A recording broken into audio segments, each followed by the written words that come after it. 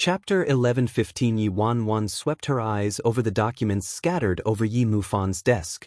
She casually picked up a sheet of paper and asked, "Did you hire any suitable managers?" Yi Mufan sighed. "Nope. I interviewed several and none of them were any good. They were too impatient. Not one seemed competent." Yi Wanwan, it wasn't easy for him to be able to call others impatient. Any good ones wouldn't come to a small company like ours. We've only gotten inexperienced and unreliable ones, so it's hard to find anyone, Yi Mufan complained. Now that Yi Wanwan brought on Jiang Yanran on top of the other 3 artists they really needed more manpower to help them out.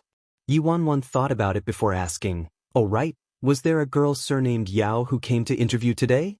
"Surnamed Yao?" "No." Yi Mufan asked. Yi Wanwan replied, "Last night, I went for hot pot with my son and my boyfriend and I coincidentally met a girl and saw her resume. She was looking for a job as a manager. I saw her resume and she seemed pretty reliable, so I gave her my card and told her to come interview at our company. But she didn't come." Just as Yi Mufan said, anyone who had any slight ounce of ambition would choose bigger companies. There was no way they would come to their startup. There were too many startups in recent years that weren't reliable. They typically ran for about 1 or 2 years, then they would close down and run away from debt.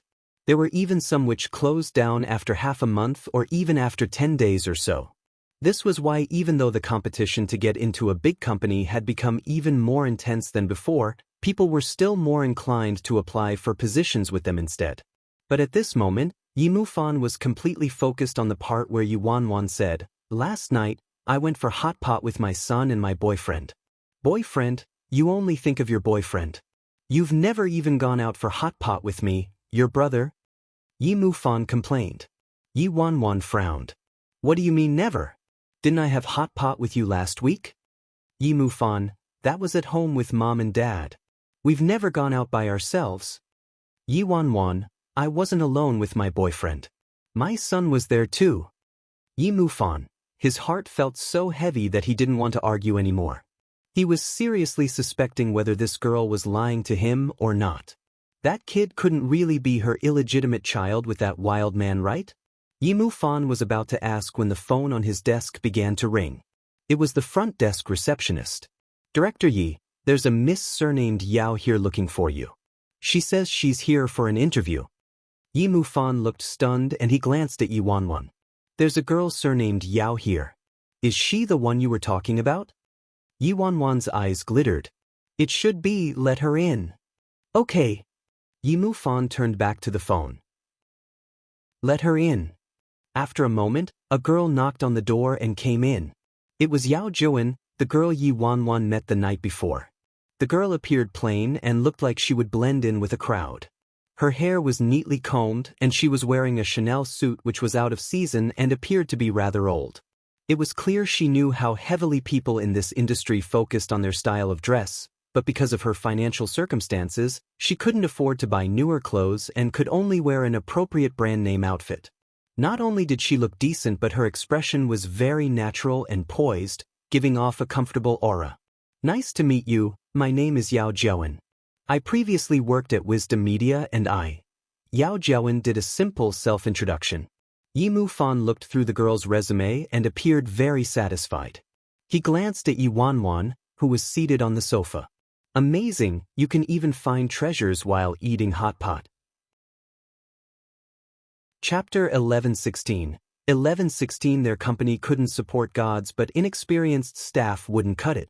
People like this were perfect. From the girl's resume, they could tell she was a hard-working individual.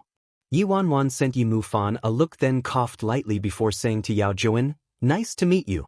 Miss Yao, was it? My friend mentioned you to me before." Yao Jian hurriedly replied, "You must be Chairman Yi? Last night, I accidentally bumped into your friend, then she gave me your card. But I didn't dare give you a call out of the blue, so I directly came to your company to interview." Yi Wanwan nodded, indicating that she understood. "You two can continue." Thus, Yi Mufan asked Yao Jian several questions and she was able to smoothly answer all of them. After 10 minutes passed, Yi Mufan nodded his head in approval, then glanced at Yi Wanwan. "Boss, what do you think?" "Not bad. Pretty good. If there are no other issues, you can come to work tomorrow, Yi Wanwan replied. Yao Juan was speechless with surprise but then showed a conflicted expression. What is it? Is there a problem? Yi Mufan asked. Yao Juan appeared depressed with several degrees of embarrassment. She hesitantly asked Yi Mufan, Can I receive 3 months' pay in advance? She hadn't even started work yet she wanted 3 months' advance pay. No matter which company it was, they would never agree. From the looks of Yao Juan, she had evidently worked in this industry for many years, so she should understand this unspoken rule. It was likely she had no other choice, which forced her to make such a request. Yi Mufan said tentatively, regarding advanced pay, if you worked here for a while, I might still consider your request. But you haven't even started working yet, and you want advanced pay. Do you have any reason for asking this? Yao Jiawen's expression became even more embarrassed. I'm really sorry. I know this request is unreasonable, but because the competition at Wisdom was too fierce. I put a lot of my own money into my work to help new trainees. I haven't been able to save up in recent years. I also just quit my job and my dad suddenly got sick. I really sympathize with you, but this isn't in line with company procedures. If this was before, Yi Mufan would have directly given her money after seeing how pitiful she looked. But now, he first needed to think of the company, which showed his dramatic growth. Yi Mufan thought for a while before turning to look at Yi Wanwan. Boss, what do you think? Yao Juan watched as Yi Mufan asked Yi Bai. She appeared rather confused. Isn't the boss of this company Yi Mufan? Why does it look like Yi Mufan's asking Yi Bai for permission? Moreover, Yi Mufan appeared to be afraid of Yi Bai. Yi Wanwan replied, It's fine. Have her report to the finance department to get her pay tomorrow. 3 months' pay in exchange for a suitable employee. It wasn't a bad deal. Yao Juan let out a sigh of relief and gratefully said, Thank you, Director Yi. Thank you, Chairman Yi. Yi Wanwan, no need for thanks. Your capabilities are reason enough for us to fulfill your request. Yao Juan went silent. Her heart just got a shock. Yi Bai was saying he agreed not because of sympathy but rather because of her abilities. With that one sentence, he not only acknowledged her skills but also dissolved her embarrassment. Yao Juan, thank you. Chapter 1117. 1117, What are my job duties? Yao Juan asked, now that she felt energized. Yi Wanwan replied, Currently, Han Xinyu has his own manager. I'm currently managing for Gong Su, Luo Qin, and another female artist the company is nurturing. For now, you'll work as my assistant and help me deal with my artist's activities. Once the company begins hiring more people, you can choose to manage new trainees independently. She had been worrying about how to manage Gong Su, Luo Qin, and Jiang Yanran, but now, she could relax. Yao Jiawen quickly nodded. Yes, I understand. I'll work hard. Before coming to the interview, she researched Age of the Immortals. Naturally, she knew about Luo Qin and Gong Su, who were A-listers being managed by Yi Bai. She worked at Wisdom for so many years but had never gotten the chance to manage any artists above B-listers. She would now be the assistant to the chief director, and it showed how much importance Yi Bai placed on her. Yao Jiawen reported for work on time and Yi Wanwan took her around for a tour of the company. Then she took her to City C to visit and introduce her to Gong Su and Luo Qin.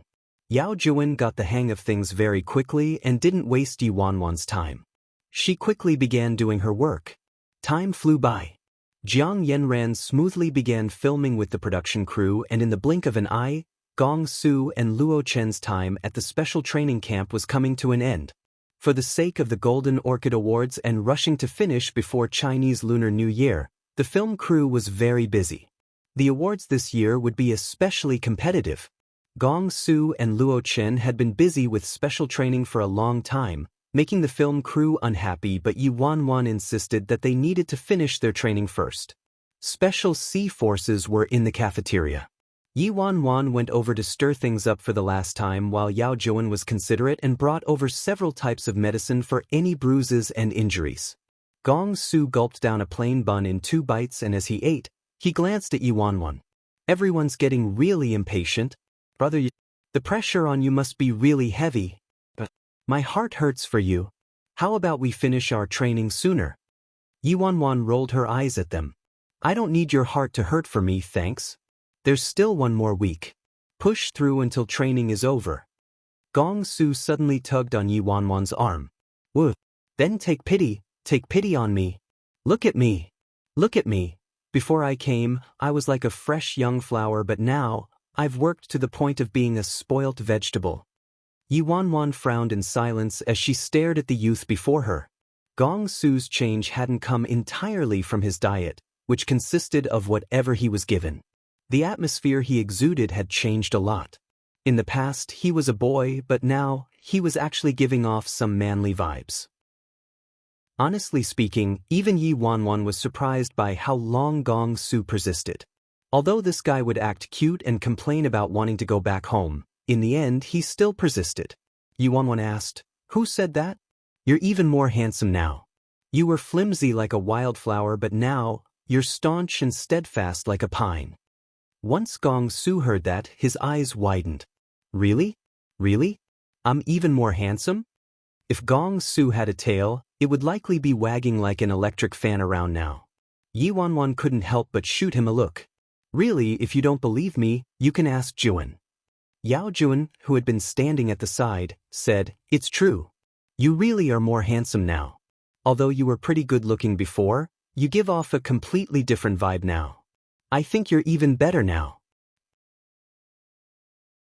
Chapter 11:18 Gong Su suddenly let go of his complaints and his eyes glittered as he stared at Yi Wanwan, begging for praise. "Then quickly tell me more, brother Yi. How am I handsome? In what way?" Yi Wanwan pondered over how to word it before replying, If you were a dog before, then now. You're a wolf." Gong Su collapsed. "Woo, brother Yi, how could you scold me like this?" Yi Wanwan was speechless. "I'm praising you. Can't you focus on the main point?" Gong Su instantly continued asking, "Then what about Luo Qin? How about Luo Qin?" Yi Wanwan thought about it before replying, "Luo Qin? His change wasn't as drastic as yours." I knew it." Gong Su suddenly laughed aloud. Yi Wanwan was speechless again. Is a drastic change something to be happy about?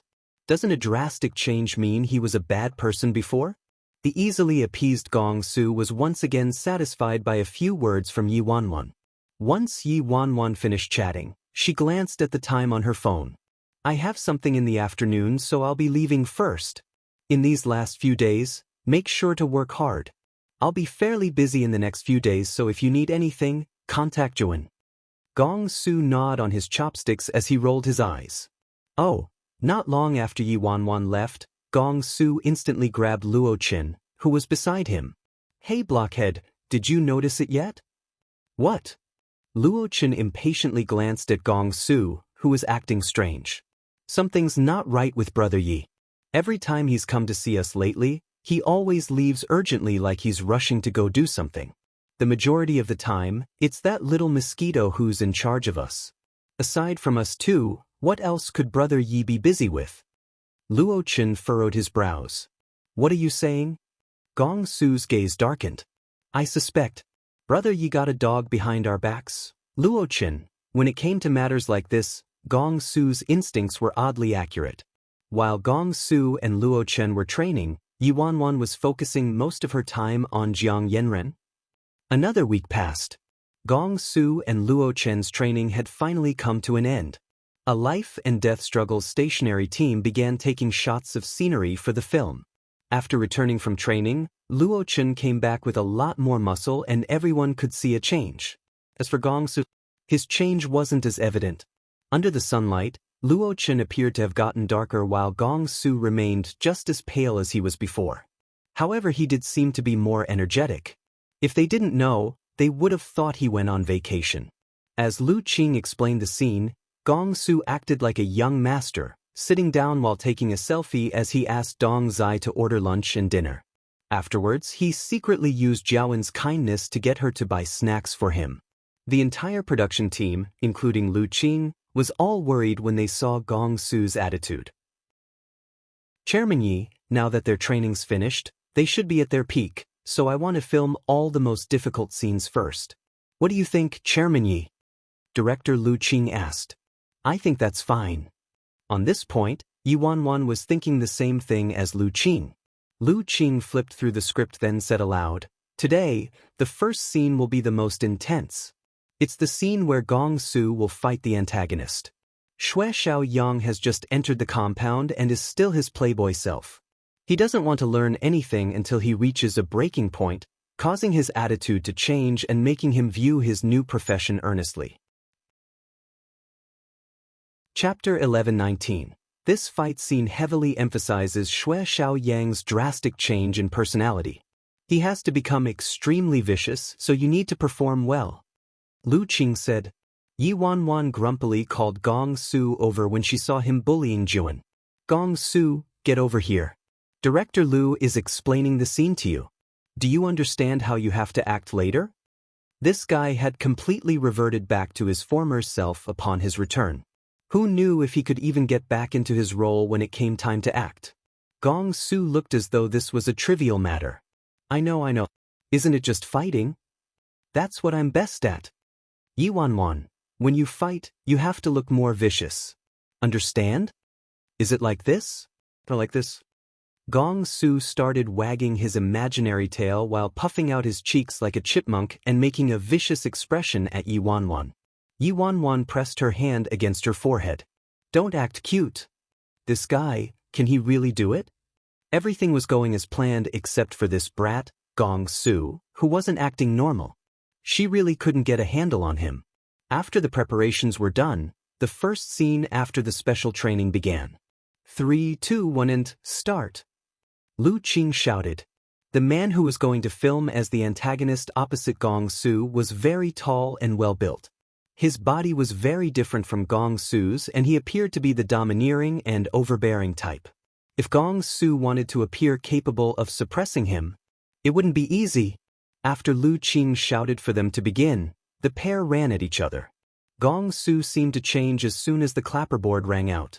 He was like a mad dog. No, he was like a wolf as he rushed at the man. The fight scene was phenomenal.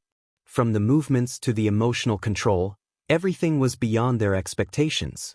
All their old worries didn't materialize. This was a performance that felt as though it was the result of going through a million training sessions. Everyone present was watching in awe. Gong Su is so handsome. Never did I imagine that I would witness this side of Gong Su. He's so hot-blooded. Yi Mufan, who had already given up hope, now had glittering eyes. This brat isn't bad. I thought he was only stuffing himself with buns at the training camp, but from the looks of it, he's pretty capable. Yi Wanwan also let out a sigh of relief before saying, he's not bad, but if he wants to get an award, it's still not enough. He needs to be even more vicious than that. After finishing, Lu Qing called Gong Su over. Not bad, Gong Su. You acted really well just now, but you could be even more vicious. Just a bit more. Think about it. You just saw your teammate die for you and you feel responsible for him. You're in despair and you're taking out your hatred on this scoundrel now. Let's try this again. I clearly performed to perfection already. I was even charmed by my own talent. Gong Su said, indicating his reluctance. Yi Wanwan, not enough. Try again. Gong Su, yes, immediately. After a brief break, Gong Su obediently performed a second take. This time was even better than his first time. However, Lu Qing and Yi Wanwan still felt the scene was lacking a bit. Lu Qing tried to explain the scene to Gong Su again. This was better than before, but you could still be even more vicious. Gong Su, imagine this. There's a scoundrel who bullies the poor and hurts others for his own benefit. He's ruined this country and a lot of your brothers in arms have died because of him. You've wasted 2 years and you've finally caught him. How would you feel once you saw him? Embody those emotions and let's try again. Chapter 11-20. Thus, Gong Su tried again. Each time, Gong Su performed better, but it was never enough to meet Yi Wanwan's expectations. It still felt as though something was missing. She hoped Gong Su could express an even more atrocious mentality than the scoundrel that bordered on insanity. After a certain number of takes, Gong Su refused to do it anymore. I'm already vicious enough. How can I get any more vicious? I'm at my max for viciousness. Yi Wanwan went silent for a moment, then called Gong Su over. Come here. Gong Su headed towards her. Yi Wanwan thought about it briefly, then said to Gong Su, now close your eyes and listen to my words. Imagine that you're at the training camp, deep inside the forest. You're only carrying one cracker and you have to survive for a month. You've gotten through to the 29th day after suffering for so long, and on the 30th day, you finally can't persist any longer and you prepare to eat your snack, but at that moment, the cracker was stolen by a scoundrel. Now, what do you want to do? Gong Su, kill him. Yi Wanwan. All right. This time, Gong Su did it perfectly in one take. The actor for the antagonist was a retired soldier. During the previous takes with Gong Su, he held back to a certain extent, but this time, Gong Su really pushed him to his limit. Cut. Perfect. Very good. The emotional control was perfect. Lu Qing was extremely pleased. Yi Mufan smiled lightly. Out of curiosity, he murmured to Yi Wanwan, what exactly did you say to that brat, Gong Su? He nearly went insane. Yi Wanwan, not much. I made him imagine how he would feel if his last cracker got stolen. Yi Mufan widened his eyes. Is there something wrong with his way of thinking? Yi Wanwan, you just realized today? Yi Mufan, the second scene that day was a fight approaching the end.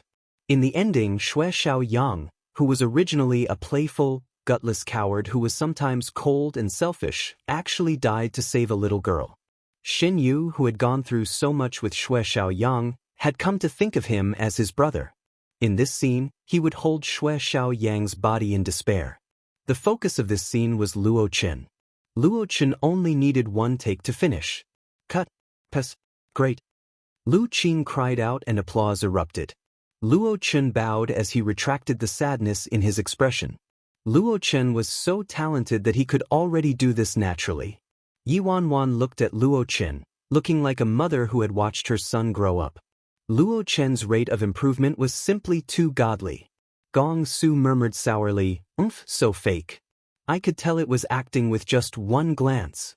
If I really died, he would likely play with fireworks. Because of the high efficiency rate, several important scenes of the film were completed without a hitch, and everyone on the production cast and crew could relax. It was like that idiom that said a beard lathered was half shaved. The time they spent doing the special training wasn't wasted. Days passed as they followed an intensely packed filming schedule. Because the filming process went very smoothly, they finished filming in half the expected time they allotted for filming. The day they finished filming, Yi Wanwan had Jiawen reserve a private room for a banquet for all the cast and crew. Once Gong Su arrived that night, he began complaining. Brother Yi, if this was a regular day, I would let it go, but today is such a special day, so you have to drink 1 cup at least. After he said that, he dragged Luo Chen over and asked, Blockhead, don't you agree with me? Luo Chen, don't agree. Gong Su, fuck, traitor. Didn't we say we were brothers in arms? Yi Wanwan rolled her eyes at Gong Su. Hold on a bit. I need to go make a call. Hey wait, are you going to drink or not? Brother Yi, you still haven't replied to me. Gong Su prompted. Yi Wanwan lifted her phone. I need to ask for permission regarding whether I can drink or not first. Gong Su.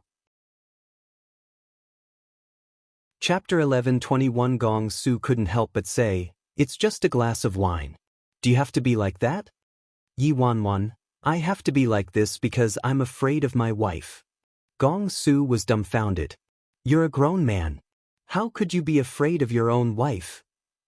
Gong Su directly cried out from the depths of his heart. After saying that, Gong Su felt that what Yi Bai said wasn't entirely correct. Brother Ye's wife was also a man.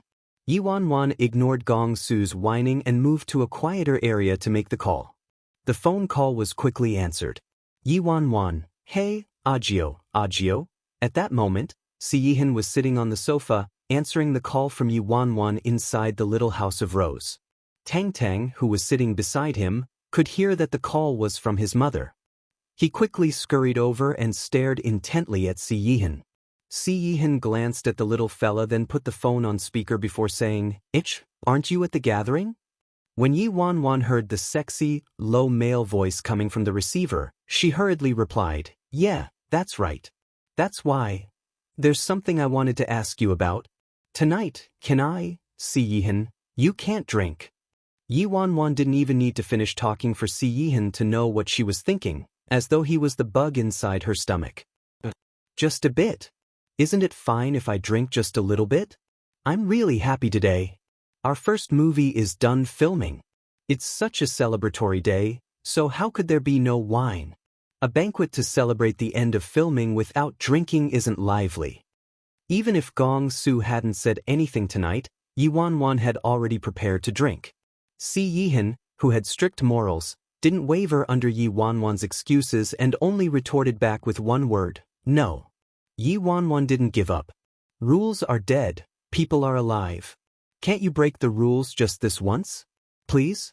Ajo, darling, baby, puppy. Si Yihan. You're sure it's only a little? Once Yi Wanwan heard that, she nodded. "I'm sure, really sure. Don't you trust me? I'm so obedient." Si Yihan expressed his doubt. "Yi Wanwan, so it's fine? I like you the most. I love you the most. I really won't drink too much." After a moment of silence, Si Yihan finally replied, "Know when to stop." So he's agreeing.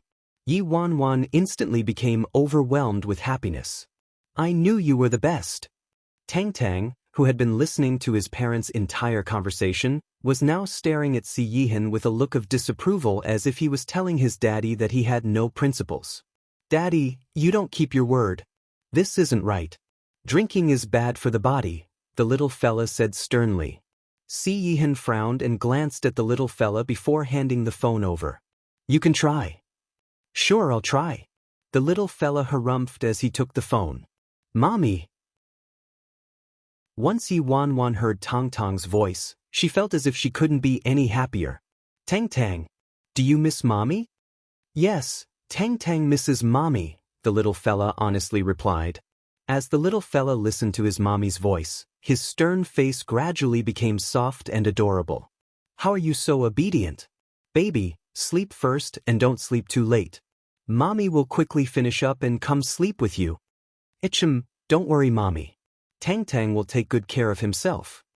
Baby's so obedient. Mommy likes you the most. Mommy's going to hang up first. Moi. Bye-bye, Mommy." After finishing his call with his mommy, Tang Tang felt satisfied as he hung up the phone. The adult didn't stick to his principles, while the child completely forgot to convince his mommy not to drink. Chapter 1122. 1122. Si Yihan gave his son a look.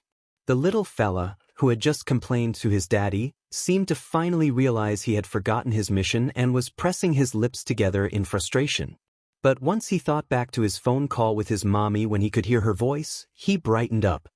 The little fella said seriously, "Mommy said she'll only drink a little bit.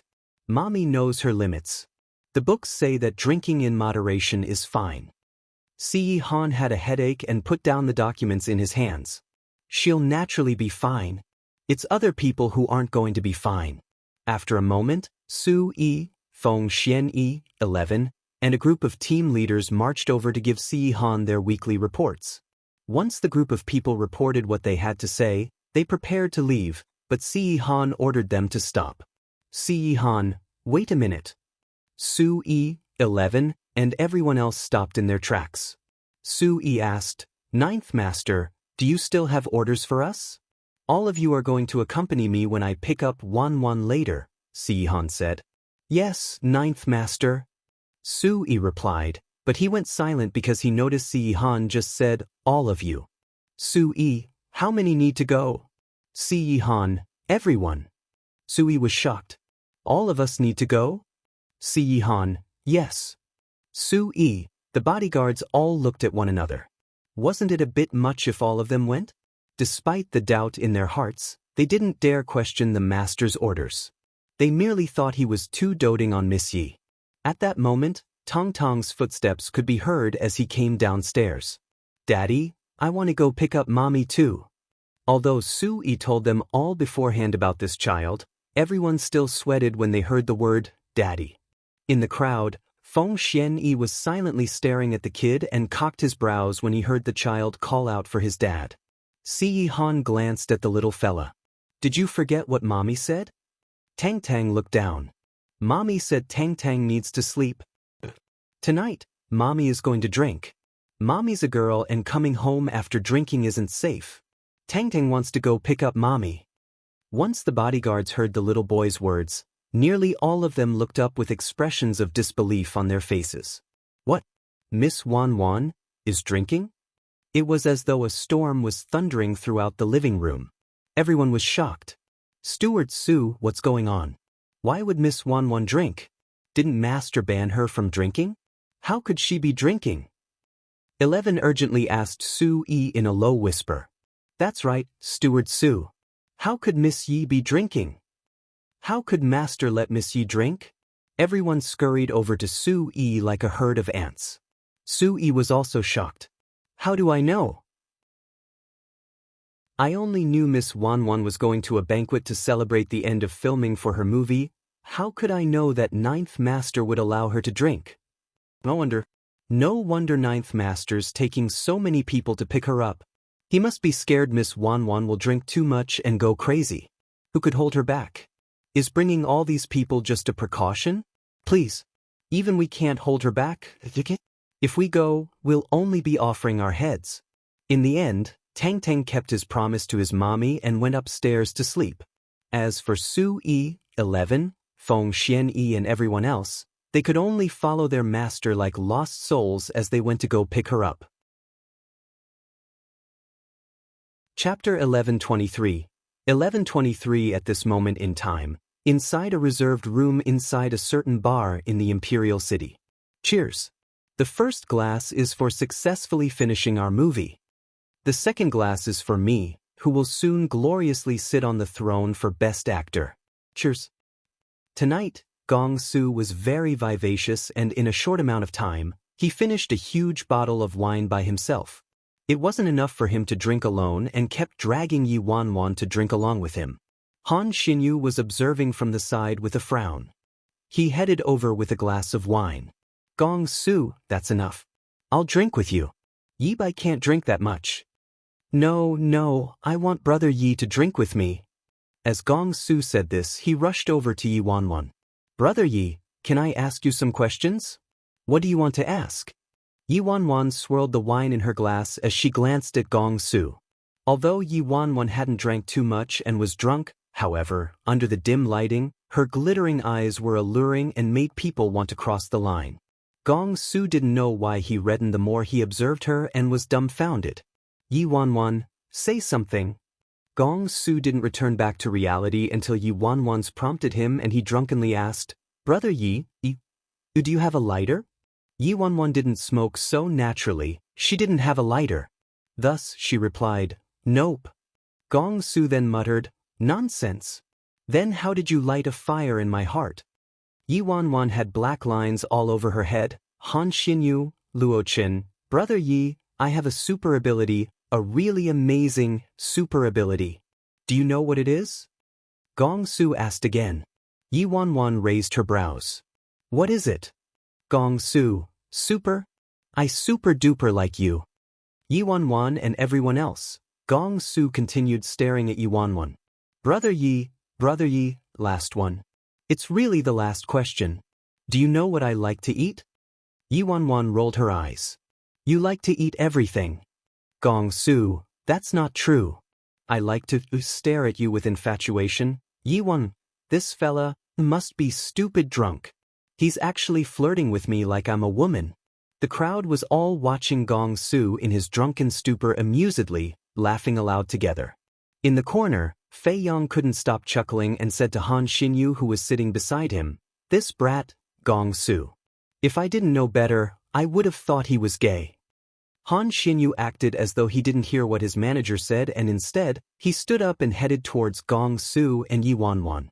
Gong Su, that brat, was drinking while staggering about, his entire body pressing tightly against Yi Wan Wan's body. Han Xinyu wordlessly used one hand and picked Gong Su up. Gong Su, why don't you have a drink with me? Brother Xinyu. Let's drink. Let's play. Gong Su then chugged his glass and soon after, he went back to Yi Wanwan's side. Han Xinyu once again stopped him with his arm, evidently afraid he would bump into Yi Wanwan. Afterwards, he sat in between them, separating the two. After drinking a few more glasses with Gong Su, Han Xinyu gently said to Yi Wanwan, "Drink less. After all, you're a girl." At this moment, Fei Yang, who had just been making fun of Gong Su, was stunned. What's this situation? Why do I feel that Han Xinyu's so caring about Yi Bai? Even the tone he used to speak to Yi Bai was even warmer than the one he used with other people. Gong Su, who noticed that Han Xinyu had stolen his spot, was about to throw a tantrum, but right at that moment, Yi Mufan returned from the bathroom. Chapter 11:24. Yi Mufan had just returned from the restroom when he saw that Gong Su was asking for disaster again. He instantly picked Gong Su up and shoved him to the side. "What are you doing? If you want to be crazy, go somewhere else. Don't stick to my Yi Bai." Han Xinyu breathed a sigh of relief when he saw that Yi Mufan had returned. "Gong Su, nonsense. Brother Yi is clearly mine." "Yi Mufan, PFT yours? How delusional you are." Gong Su thought about it before settling for second best. Then I'm Brother Ye's." "Yi Mufan, could this guy be any more shameless?" Seriously, as soon as Yi Mufan thought about how Wanwan was going to tell Gong Su the truth after the Golden Orchid Awards, he got riled up. Gong Su already acted like that when Wanwan was pretended to be a man. Who knew what he would do when he found out Wanwan was a woman? In the beginning, Yi Wanwan restrained herself from drinking too much. But when the atmosphere turned lively later on, she accidentally exceeded the limits of a tiny bit. However, it wasn't like qualifiers like a tiny bit, a bit, and suitable amount had a quantifiable definition, so she could interpret it however she wanted. Yi Mufan saw that Yi Wanwan was so happy on such a rare occasion, and she had all her friends there. Plus, he was there, so nothing could happen. So he allowed Yi Wanwan to drink as much as she wished.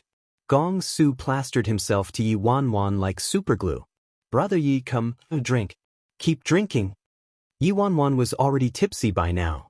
She raised her brows with a hint of inebriation on her face and languidly said, "Baby Su, I suggest you refrain from courting disaster. I heard my behavior when I'm drunk isn't too good.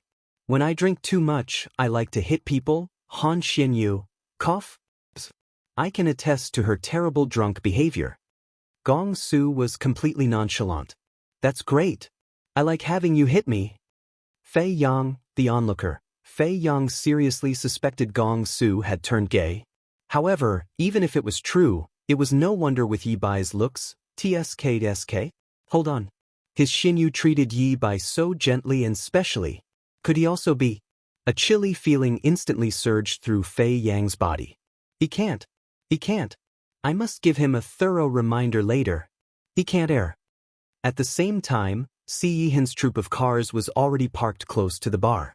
Si Yihan, Su Yi, and 11 were sitting in the car in the front while the hidden bodyguards all sat in the two cars at the back.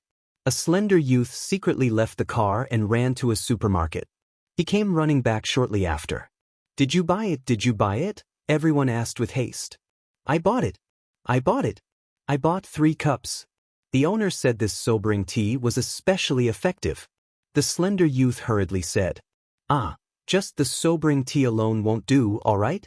I heard that milk was also good. Did you buy some milk?" "That's right. There's also honey. I did a little searching just now. They say that tomatoes, grapes, and watermelons are also good. Why don't we buy a little of each too?" Everyone talked at once and gave their suggestions. Sweat drenched their foreheads as though this was a matter of life or death. Suddenly, Feng Shuani interjected stutteringly, "And not enough. These items just ease discomfort. They see can only soothe hangover headaches and dizziness. They see can't sober someone up." Everyone felt like heaven was crashing down on them. Is our only option waiting for death? Calm down, don't panic. We have Ninth Master. Ninth Master is here. Ninth Master will handle it. We'll be fine. The slender youth tried to pacify everyone. Feng Shuani, Ninth Master, spoils Miss Wan Wan Ti too much? I think the P probability of him watching Miss Wan Wan hitting us F from the sidelines is very high. Chapter 1125. 1125 Everyone. Ouch, that stings, Captain. Captain, can you please stop talking? Hey, can you give us some hope to live? Why do we feel like we were called here to be punching bags? In the private room of the bar, everyone had fun and relaxed that night. The end of filming banquet eventually came to an end. People bid their farewells one after the other. Yi Wanwan, Gong Su, Luo Qin, Han Xinyu, and Yi Mufan all waited on the side of the road for their car to pick them up. Gong Su was completely drunk. The more he drank, the more annoying he became. It took both Luo Chen and Han Xinyu to carry Gong Su. Brother Yi, let's PK. Let's fight. Brothers who haven't fought aren't true brothers. Didn't you say you like to fight whenever you drink too much? A certain wolf dog had no idea he was walking to his grave. Yi Wanwan leaned against Yi Mufan's shoulders. Her inebriated eyes brightened a few degrees. You want to fight with me? Right? Come on. I'm super awesome now. Gong Su was extraordinarily proud. Gong Su was full of brute force after consuming alcohol, so he quickly shrugged off Luo Chen and Han Xinyu and sprang toward Yi Wanwan. Although Yi Wanwan couldn't walk straight due to her intoxication, she was unbelievably agile when Gong Su attacked. With a tiny shift, she dodged his attack. A blur dashed across Gong Su's eyes, and Gong Su discovered Yi Wanwan had disappeared. He instantly became flustered. Doesn't count. I drank too much, so my eyes are blurry.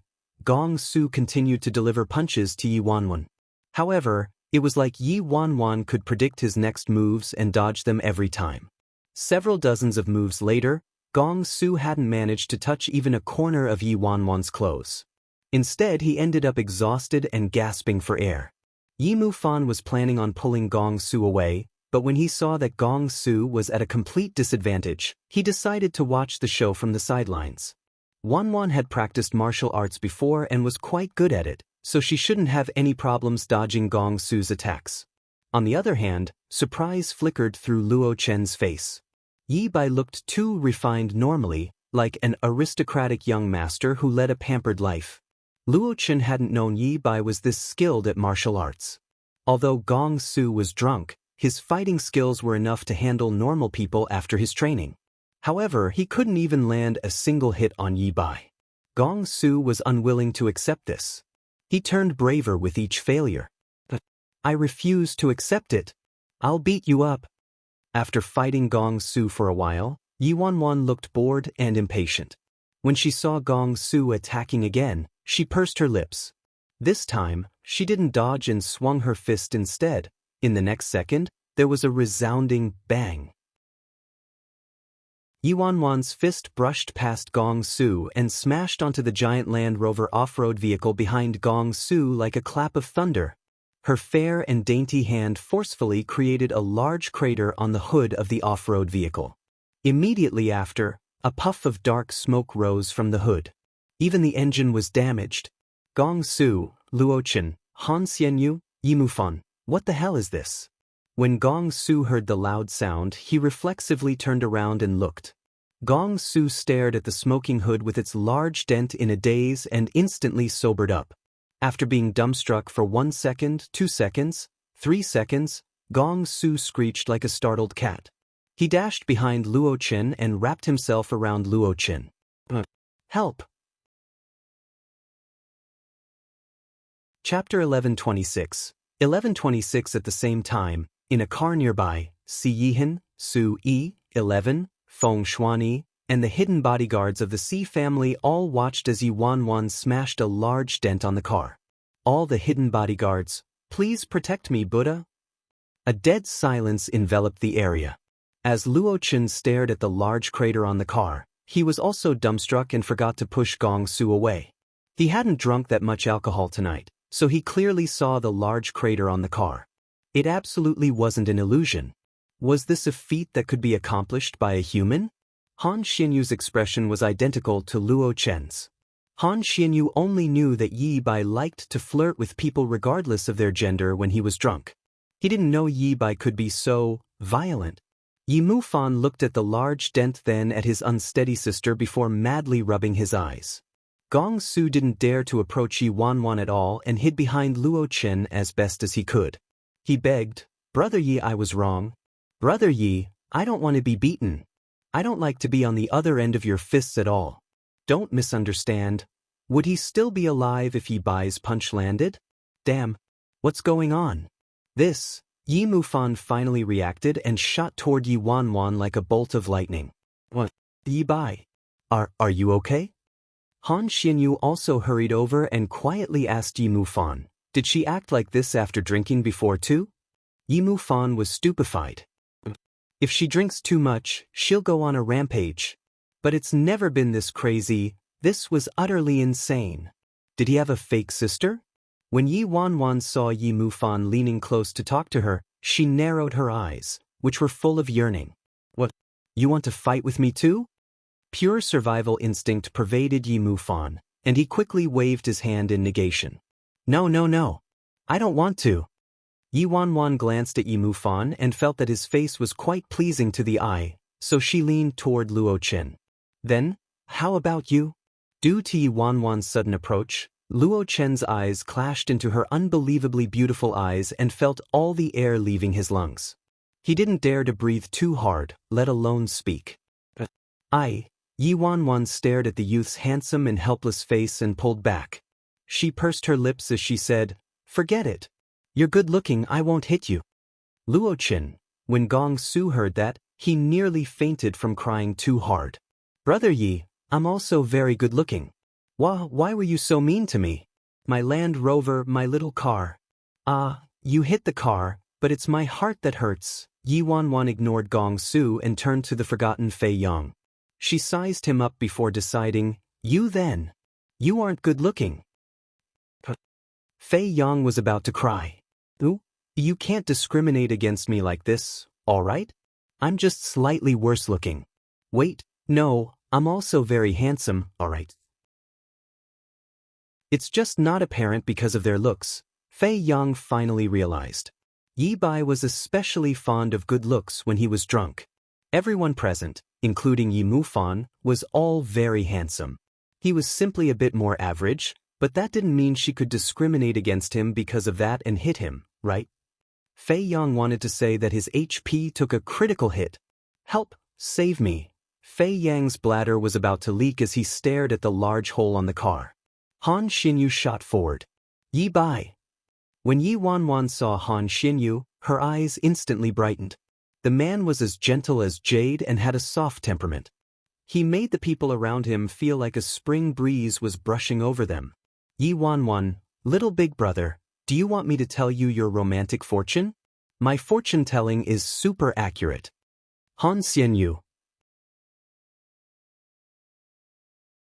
Chapter 1127. When Han Xinyu heard that, he choked and had a coughing fit. Fortune-telling again? Why can't she use a different method? When Han Xinyu met Yi Wanwan's sparkling eyes, he awkwardly said, "Ahem, no need for that." "Why not?" Yi Wanwan asked persistently. "Because you've told my fortune already."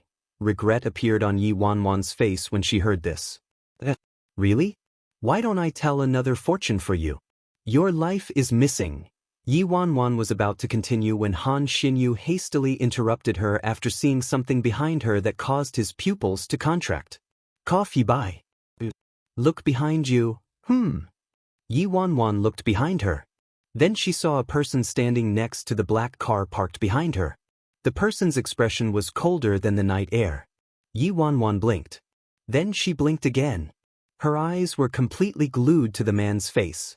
When she looked at that breathtaking face, the words she was originally going to say turned into, "Your life is missing calcium, Han Xianyu, Si Han." Yi Wanwan stared at Si Yihan and was rooted in place. "Beauty, you look very familiar. Have I seen you somewhere before?" Han Xinyu, Are these all the pickup lines she has? Also, every time she sees this man, she forgets everyone else, and he's the only one in her eyes. Si Yihan glanced at Han Xinyu from the corners of his eyes, displeasure still clear on his face. If he hadn't come over, would the one missing from her life be someone else?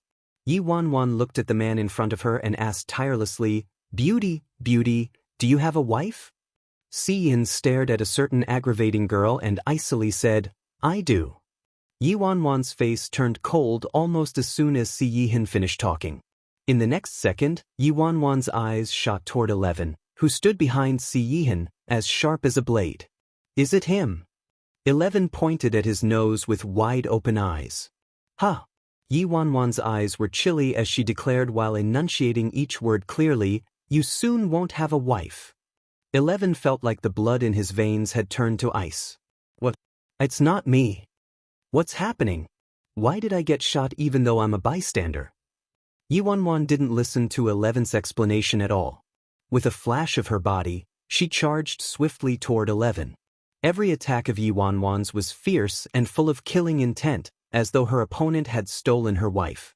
11 was howling as he evaded. "No, it really isn't me." The other team leaders of the hidden guards were all flabbergasted by the scene before them. Damn, a fight started like that? What is this? How unreasonable is she? Ah! A kick landed on 11's leg, and his poor leg nearly snapped in half. "Ninth Master, help, why aren't you clearing my name?"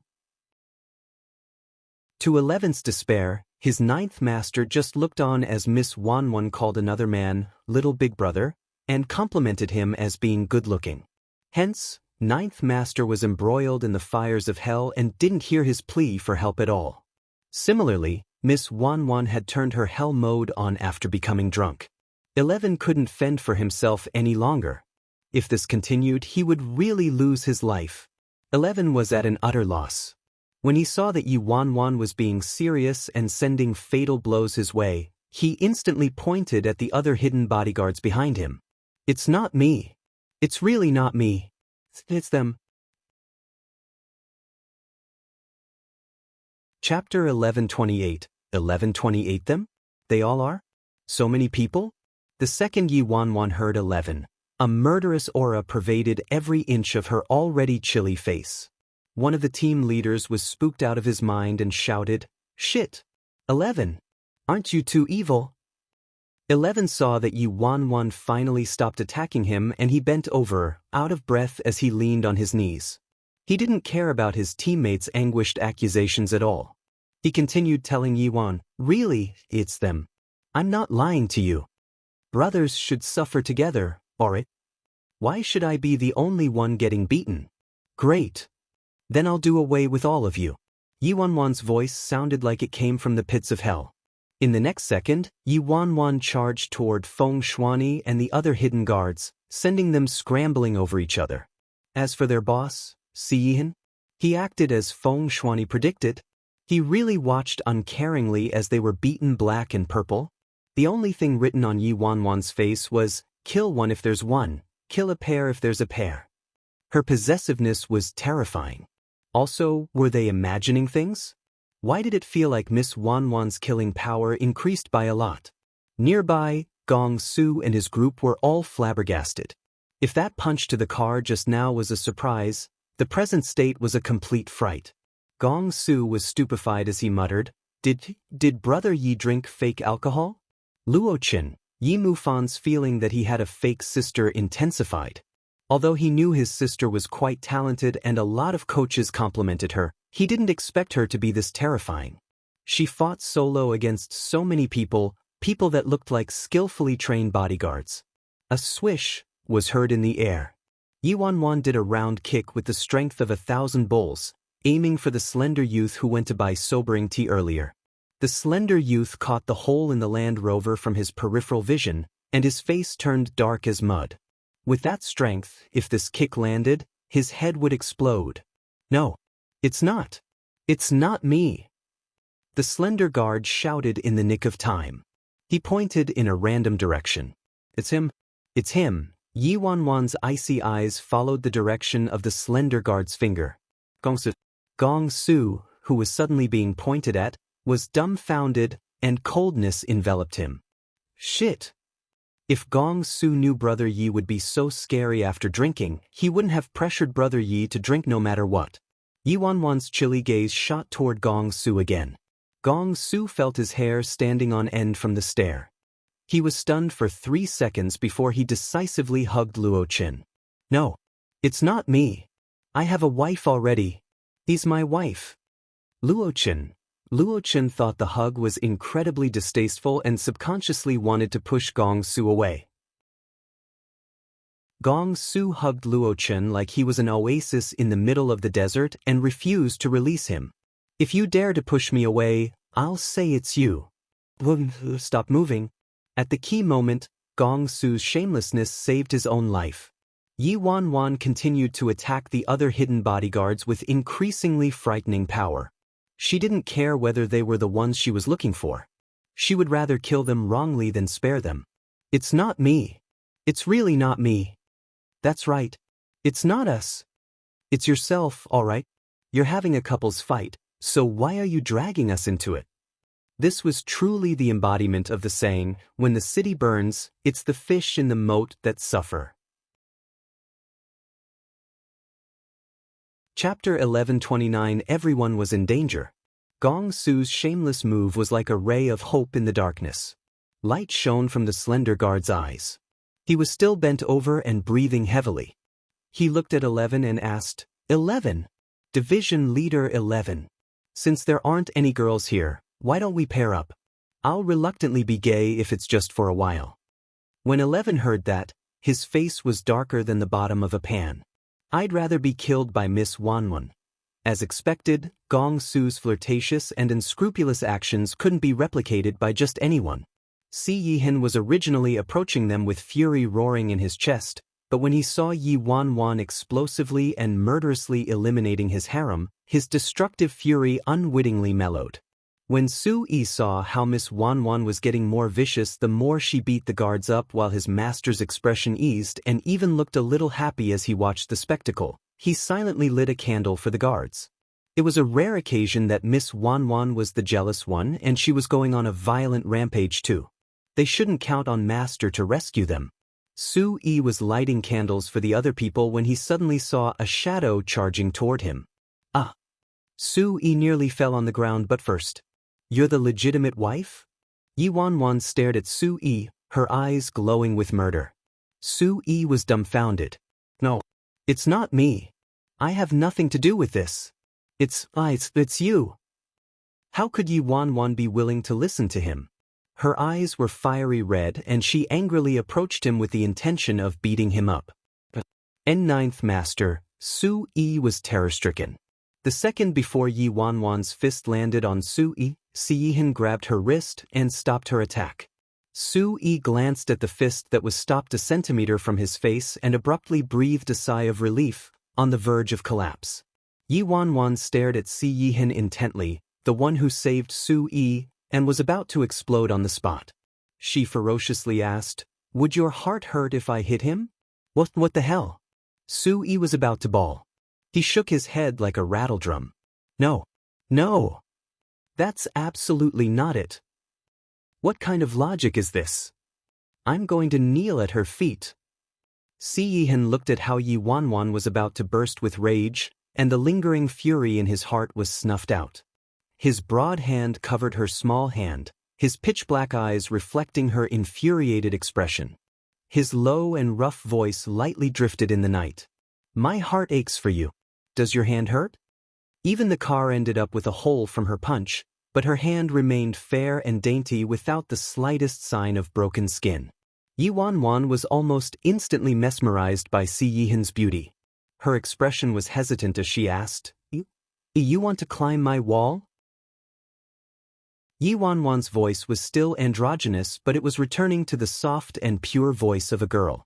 Thankfully, she wasn't talking loudly and Gongsu and the others were hiding as far away as they could, so they didn't hear her. Si Yihan's eyes were like the starry sea. I've been yours from the start. Yi Wanwan's eyes widened. Really? Since when? Why didn't I know this? Si Yihan's lips twitched imperceptibly. You'll know when you're sober. Yi Wanwan wasn't too happy. Why do I have to wait until I'm sober? I think I'm fine just like this. Su Yi and the hidden bodyguards, it's not fine at all. This beating happened for no reason at all. What was most tragic was that their master didn't ask whether the victims were okay. Instead, he asked the attacker if her hand hurt. This was so cruel. They were so moved though. Master finally came out to pacify her.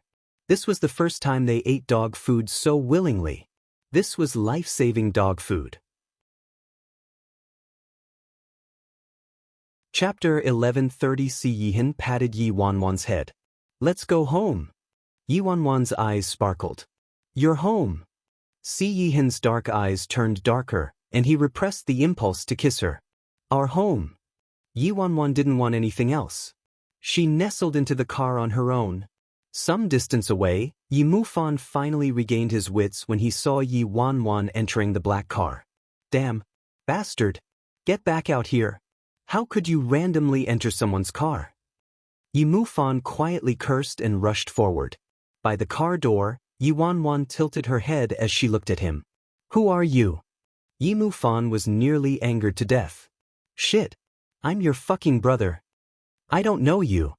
After Yi Wanwan said that, she turned around and entered the car. Cold gales of wind whistled through the air. Yi Mufan, damn girl. She actually said she didn't know me. She tossed her brother out of mind beyond the highest heavens just because she had a boyfriend now, didn't she?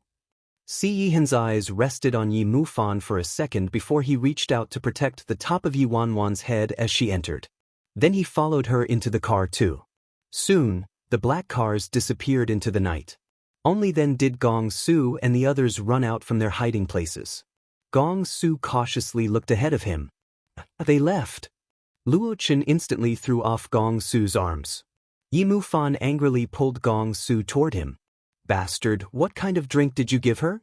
Gong Su was sullen and looked extremely innocent. Liquor, just liquor? Lafite, and whiskey as well? I drank it, and you all drank it too. Yi Mufan angrily tossed Gong Su away. Gong Su was trembling. What a painful realization. No wonder Brother Yi never drinks.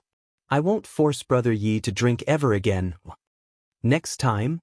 Yi Mufan angrily ordered, no one is allowed to let Yi Bai drink alcohol from now on. I'm adding this rule to our company's handbook. Fei Yang, who had hidden far away, nodded frantically and agreed, we can have that rule. We must have that rule. This was Yi Mufan's first time meeting Yi Wanwan's boyfriend. Thinking back on it, Yi Mufan was contemptuous when the little girl who always said her brother was the most handsome suddenly said to him that her boyfriend was 100 times more handsome than him. But, damn it, he had no choice but to admit. It was just as that damn girl said, her boyfriend was 100 times more handsome than him. No wonder. No wonder that damn girl suddenly didn't care about Guyueza anymore and didn't have any lingering feelings for that jerk. Wanwan previously said her boyfriend was an employee of the C Corporation, but from the looks of it he brought bodyguards with him. Could he be some minor manager or director? He was so young, yet he had already advanced to a position with bodyguards assigned to him in the C Corporation. He hadn't advanced so far using his face, right? Fei Yang sneakily approached Han Xinyu and quietly said, Xinyu, there's something? I don't know if I should say it though. What is it? I think you should stay far away from Yi Bai from now on. Fei Yang advised solemnly. He only acted like this because he drank too much, Han Xinyu said. Fei Yang hastily shook his head. And no, that's not what I mean. I just discovered Yi Bai's sexual orientation is abnormal. He likes men, doesn't he? Even if he acted crazy because he drank too much, the fact that he hit on men when he was drunk. That couldn't be easily excused, right? When Han Xinyu heard that, he was speechless. Fei Yang understood Han Xinyu too well. As soon as he saw Han Xinyu's expression, he detected something was amiss. Fuck me. He seriously likes men. Xinyu, don't tell me you already knew this. Xinyu, you must stay strong. Don't turn gay.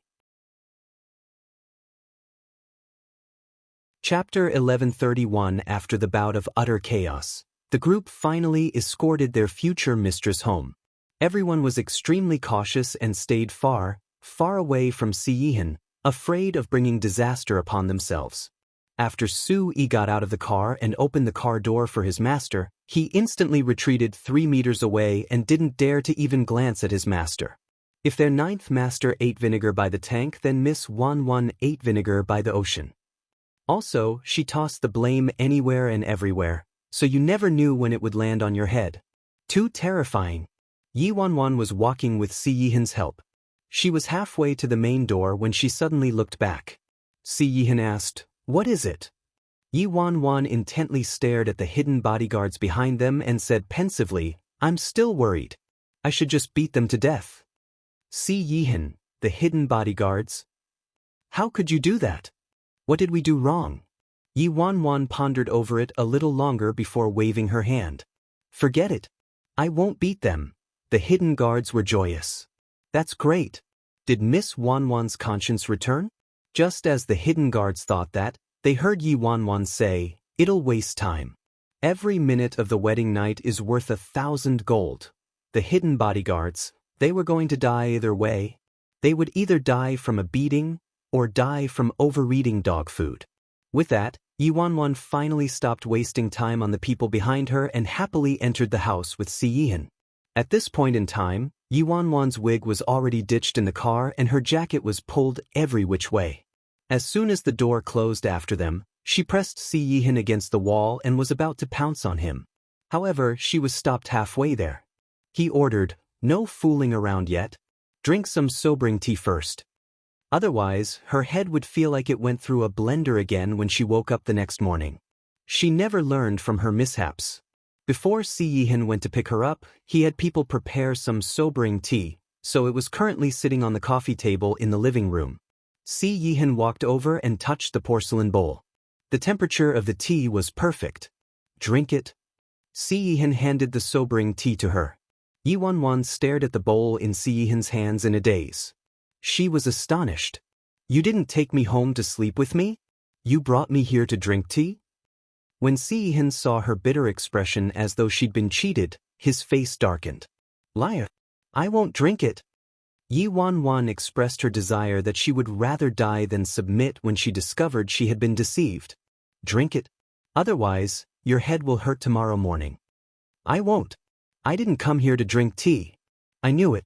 You were lying to me. I should just go and beat them to death now." Yi Wanwan's hair was disheveled. She tossed her jacket away and prepared to go out to fight again. Si-Yihan felt a headache dawning on him. He pulled her back and pressed her to sit down on the chair. He uttered between gritted teeth, "Drink first, then sleep." Yi Wanwan's head spun around. "Really?"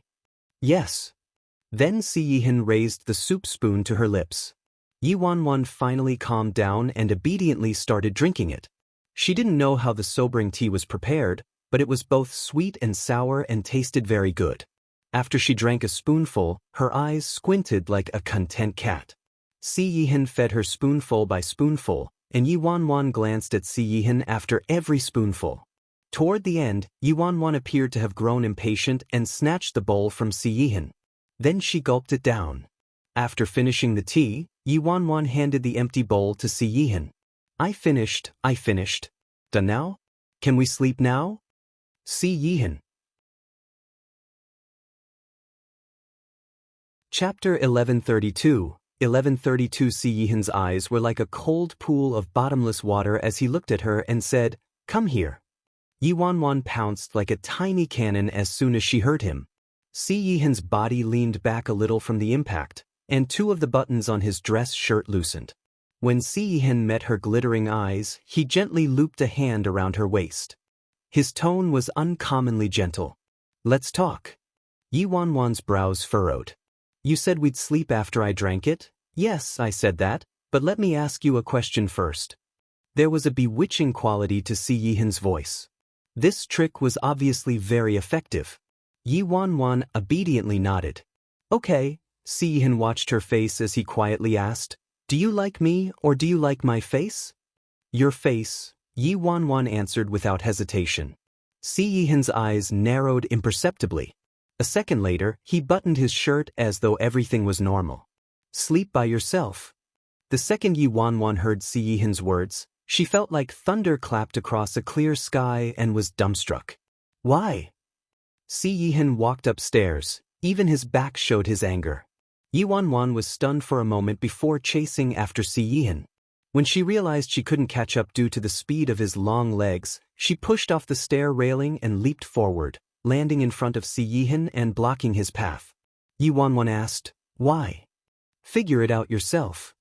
Si Yihan's face was frosty.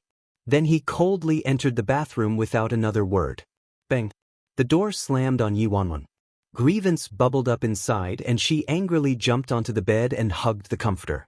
So what if I like that he's good-looking? Why is he angry? Why did he shut me outside? Why did he abduct me home but won't sleep with me?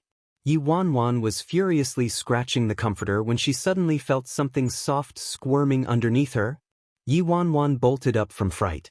A second later, a soft and fair child burrowed out of the comforter. The little fella was sleepily rubbing his eyes.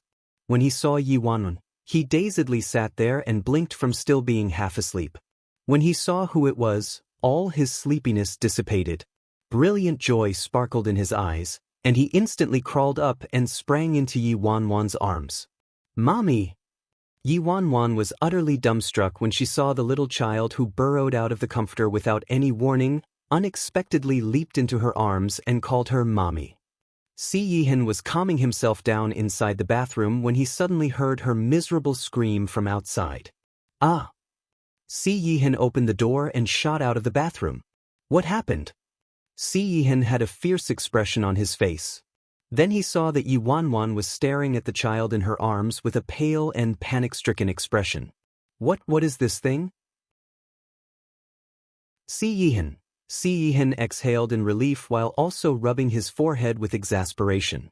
A moment later he answered, "Your son." Yi Wanwan was even more dumbfounded. She looked at the child, then at Si Yihan.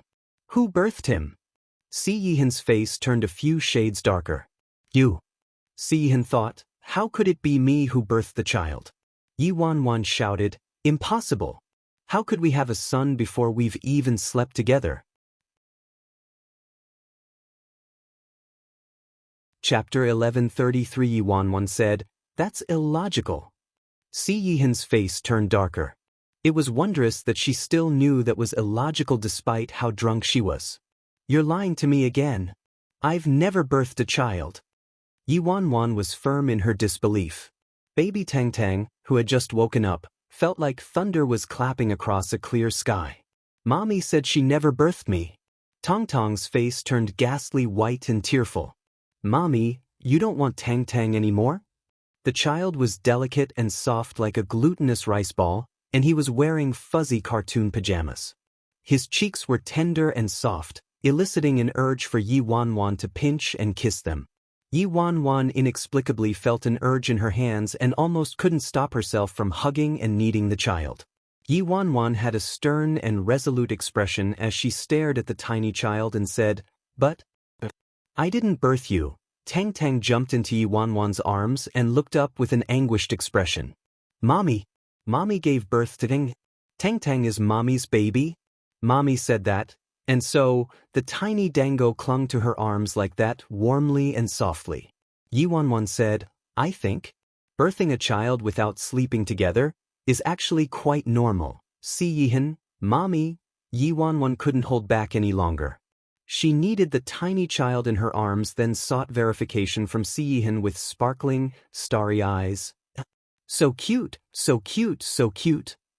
Did I really give birth to him? Am I really that awesome? Really? Really?" Yi Wanwan and Tang Tang both looked at Si Yihan simultaneously with glittering eyes. Si Yihan answered, "Really?" Yi Wanwan was instantly extremely excited. So happy. "I really like him." When Tang Tang heard that Mommy liked him, his cheeks finally flushed again. However, Tang Tang continued to look at Mommy with concern and seriously said, "Mommy, don't drink from now on, okay?" After Mommy drank alcohol, she didn't recognize me anymore. Yi Wanwan nodded without a thought. Sure, Sure. You're cute, so I'll go along with anything you say. Only then did Tang Tang relax. Yi Wanwan then focused all her attention on the tiny child and completely tossed the child's dad to the back of her mind. After messing around for some time, mother and child finally fell asleep. Si Yihan wiped Yi Wanwan's face with a wet cloth and changed her clothes for her. Then he laid on the other side of Tang Tang and sulked by himself. After laying for a while, he silently sighed and realized how childish he could be. I shouldn't be angry. I should be glad instead. Glad that she likes something about me, my face. Late at night, Si Yihan hadn't rested for too long when he felt something poking his shoulder. Si Yihan opened his eyes with a light frown. Then he met a pair of glittering, pitch-black eyes and was startled. Si Yihan rubbed his forehead with exasperation. Why aren't you sleeping? Yi Wanwan's eyes were full of excitement as she looked at the child in between them. Agio. I remember now. This tiny child. I really gave birth to him. Si Yihan sighed and tucked the sheets for her. Yes. You gave birth to him. Yi Wanwan's voice sounded nervous as she hesitantly asked, Agio, are you angry? Si Yihan retorted, Why would I be angry? I secretly birthed him. Aren't you angry? Si Yihan's expression was speechless. Is she extremely drunk or is she dreaming? When he heard her calling him Agio, he thought she had gotten a little less intoxicated. Si Yihan went along with her. I'm not angry. Hurry and sleep. Yi Wanwan showed a relieved expression and finally felt at ease. She turned around and fell sound asleep. Chapter 1134. 11:34 the next morning, Yi Wanwan was woken up by a nightmare. Yi Wanwan fiercely sat up with cold sweat dripping everywhere. She had a super frightening nightmare. It was too frightening. Where's Si Yihan? Tang Tang also isn't here. Si Yihan and Tang Tang probably woke up already, so they were gone. Yi Wanwan rolled off the bed with a panicked expression and didn't have time to put on her slippers before charging downstairs. Because she ran too hastily, she misstepped on the final step and fell forward. When she was about to land on the hard floor, the expected pain didn't arrive. Instead, she landed in a pair of cold arms. Si Yihan's files scattered all over the floor from his hands, and there was rage all over his face. Walk properly. Why were you running? When he saw her bare feet, his face grew more displeased. Where are your slippers? Yi Wanwan's neck cowered from the scolding. She had a pitiful expression. I had a nightmare. When Su Yi, who was reporting business matters to Si Yihan, saw this, he quickly picked up a pair of slippers from the shoe rack to hand to them. After Su Yi placed them down, he immediately hid far away with a swish and tried his best to lower his presence. Sober and drunk Miss Wanwan are two completely different people. When she's inebriated, she can run across roofs and leap over walls. When she's sober, she can even trip down the stairs. After Si Yihan helped her up and helped her put on the slippers, his expression eased a few degrees. The things you see in your dreams are fake. Yi Wanwan pouted and looked at Si Yihan as though he was a heartless jerk. She was full of accusations as she said, Don't lie to me. It was so real. Really. I dreamed you married a wife. You married many wives. A whole harem of wives. I wanted to hit them, but your heart ached for them and you were mean to me. Seriously, horses can run on grass fields above my head. So infuriating. Si Yihan, Su Yi, who was hiding in the corner. What did I just hear? Si Yihan felt a raging headache as he pinched his brows. What kind of nonsense do you think about all day? Yi Wanwan plastered herself against Si Yihan's chest. Is it really fake? Why did it feel so real then? I even dreamed they chased me around and beat me up. When I woke up, I felt like I was aching all over. Su Yi's eyes widened, grief and indignation leaking out of them. Miss Wanwan, you can't be like that. How could you turn the truth inside out in your sleep? It was clearly you who chased everyone around and beat us up, okay? You're aching all over because you used too much strength when you were hitting us, all right? In his exasperation, Si Yihan had no choice but to pacify her. It's fake. Yi Wanwan's expression had just eased up when she remembered something else. Her head drooped down again. What was most hurtful was that I also dreamed. I dreamed that Tang Tang didn't want me any. Sniff, sniff, sniff. Si Yihan rubbed his forehead, at a complete loss for words. This was her so-called nightmare? This was what Tang Tang heard the moment he entered with Great White behind him. The little fella dazedly stood there and finally reacted a moment later. He quickly pattered over to them. Mommy! Tang Tang did not want Mommy. Yi Wanwan perked up. Really? But Mommy dreamed Tang Tang didn't want me anymore. Tang Tang wouldn't abandon Mommy and forget Mommy, right? Baby Tang Tang was very conflicted. It was clearly Mommy who forgot about him when she was drunk. However, the little fella nodded with conviction. Really? Mommy will always be Tang Tang's Mommy. Tang Tang absolutely won't forget about Mommy. Sorry, Mommy, Tang Tang made Mommy feel sad in her dream. Su Yi from his corner. Alright, I finally understand what kind of spoiling created Miss Wanwan's unreasonable personality. Having grass grow on one's head means their partner is cheating on them. Chapter 1135. 1135. A life and death struggle officially finished shooting, which meant Yi Wanwan was about to drown in things to do. The busiest period, the promotion of the film, was waiting for them. For the next little while, she would have to take Luo Chen and Gong Su on assignments and fly to every city in order to properly promote their film. Thankfully, Jiang Yanran had Tai, director Peng, supporting her, so Yi Wanwan didn't need to worry. Otherwise, Yi Wanwan wouldn't have enough hands to handle the workload no matter how many hands she grew. I'm going to work. Yi Wanwan swiftly finished eating her breakfast and said goodbye to Tang Tang and Si Yihan. Tang Tang docilely sent Mommy off before taking Great White out on a stroll. Inside the study, Si Yihan was darkly looking at the pile of information Su Yi had just handed to him. The person behind Si Mingli was hidden deeper than he expected. After a moment of hesitation, Su Yi probed, Ninth Master, could it possibly be from eldest young master's side? Si Yihan answered, it isn't him.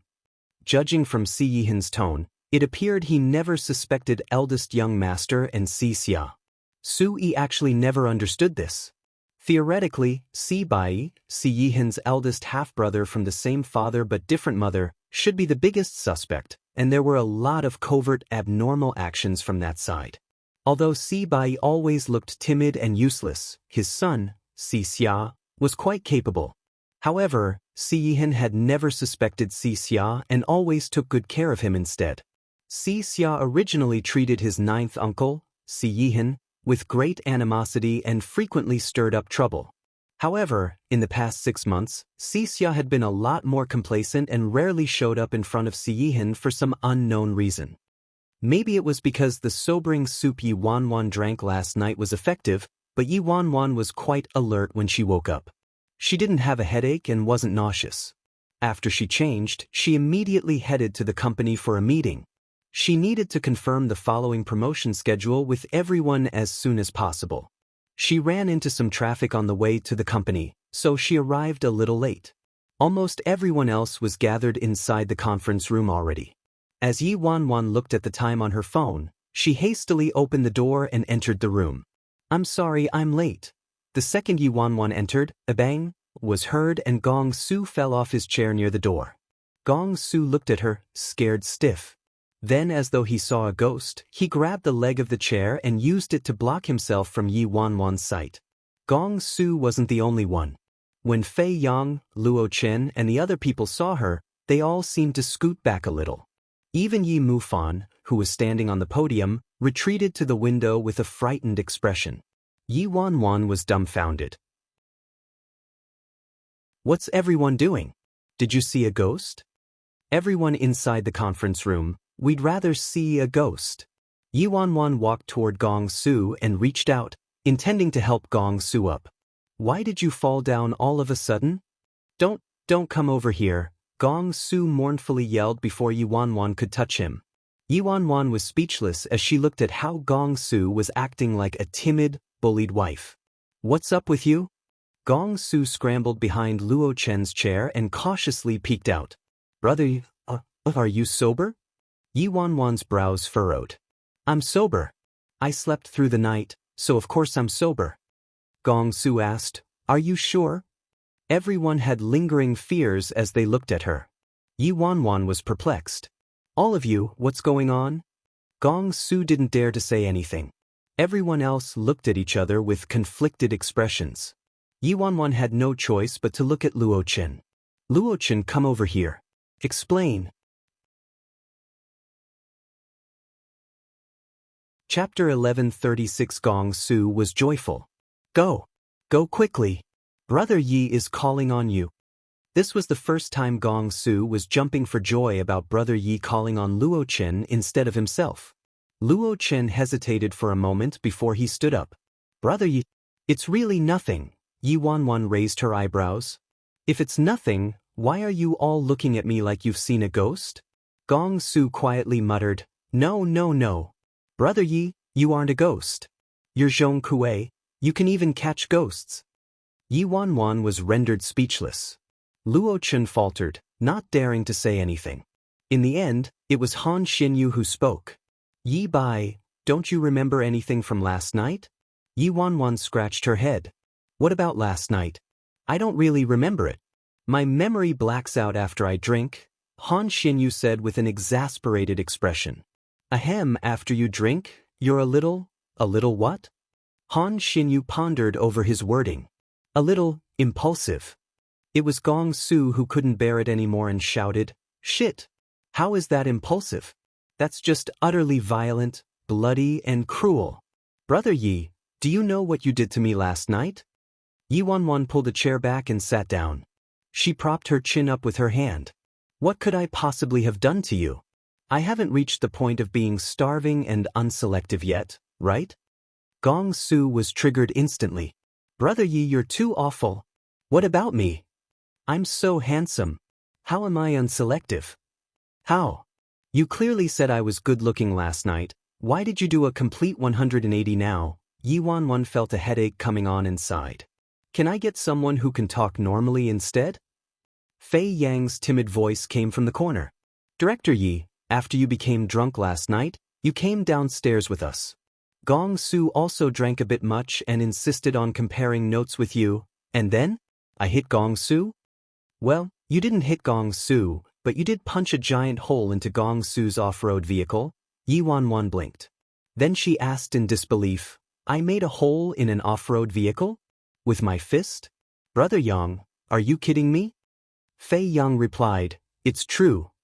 Yi Wanwan turned to Han Xinyu, and Han Xinyu lightly coughed before also nodding. You made the hole. If you don't believe it, look at the photos yourself. I towed my car to the shop to repair it this morning. The clerk asked me the cause of the damage. I said someone punched it and they asked me if I was dreaming. Gong Su quickly pulled up a photo on his phone to show Yi Wanwan. There was indeed a fist-sized hole on the car's hood. Yi Wanwan said, I also think you're dreaming. Yi Mufan muttered, You punched it. Everyone here witnessed it with our own eyes last night. Why didn't I know you could get so strong when you're drunk? Also, that what's-his-face of yours, Agio, also came last night and brought several bodyguards. You went into a drunken craze and beat up those bodyguards too. Then you left with that wild man. When I went over to pull you back, you actually asked me who I was. Damn it. Yi Mufan's point of focus was definitely his last sentence. When Yi Wanwan finished listening to everyone's accusations, she adopted the tone of a science show host and explained, I think this must be a collective illness on your part and you had delusions. Not only did I wreck a car barehanded but also had a group fight? Impossible. I never fight, okay? Gong Su interjected, Brother Yi, I think you might have a little misunderstanding about yourself despite how long you've been alive. Zhong Kuei is a mythological figure who's supposed to drive away evil spirits. Chapter 1137. 1137. Yi Wanwan looked at the convicted expressions of everyone in the conference room and grew hesitant. HM? I really punched a car barehanded? Everyone nodded in unison. I also had a group brawl with my friend's bodyguards? Gong Su fiercely shook his head. No, no, no. You didn't. Yi Wanwan sighed in relief. I knew it was impossible. Gong Su then said, you didn't have a group brawl because you one-sidedly wrecked them. Yi Wanwan. Finally, under everyone's identical accounts of what happened, Yi Wanwan had no choice but to believe it was true. Yi Mufan solemnly said, hence, the first business of our meeting today is to prohibit Yi Bai from drinking alcohol into the employee handbook. Yi Wanwan helplessly mumbled. Must you be that dramatic? After Yi Mufan said that, he subconsciously glanced at Yi Wanwan's hand. Is your hand really fine? Yi Wanwan raised both of her hands in show. They're fine. They're perfectly fine. Gong Su's eyes were glowing as he stared at Yi Wanwan's hands. He touched them with excitement. Brother Yi, you're too awesome. Do you know internal exercises? I should have learned from you instead. Why did I have to go to some special training camp? Yi Wanwan rolled her eyes at him. You can only learn to fight from me. What use is that? Ah, learning to fight is good too. Yi Mufan slapped away Gong Su's inappropriate hands and leaned closer to thoroughly examine Yi Wanwan's hands. When he ascertained that they were really fine after half a day, he finally relaxed but was still immensely suspicious. Yi Mufan recalled the things he learned before and said, fighting and martial arts are separated into external and internal exercises. The fact that you were able to damage that car to this extent without a hint of damage to your body means you must have used your inner strength. Inner strength relies on breathing exercises and is an arduous journey that can't be accomplished in a day. Aren't you a bit over the top? In order to make Wanwan learn some self-defense, Father hired renowned coaches and masters. However, she lacked perseverance and continuity, so how could she have trained to this extent?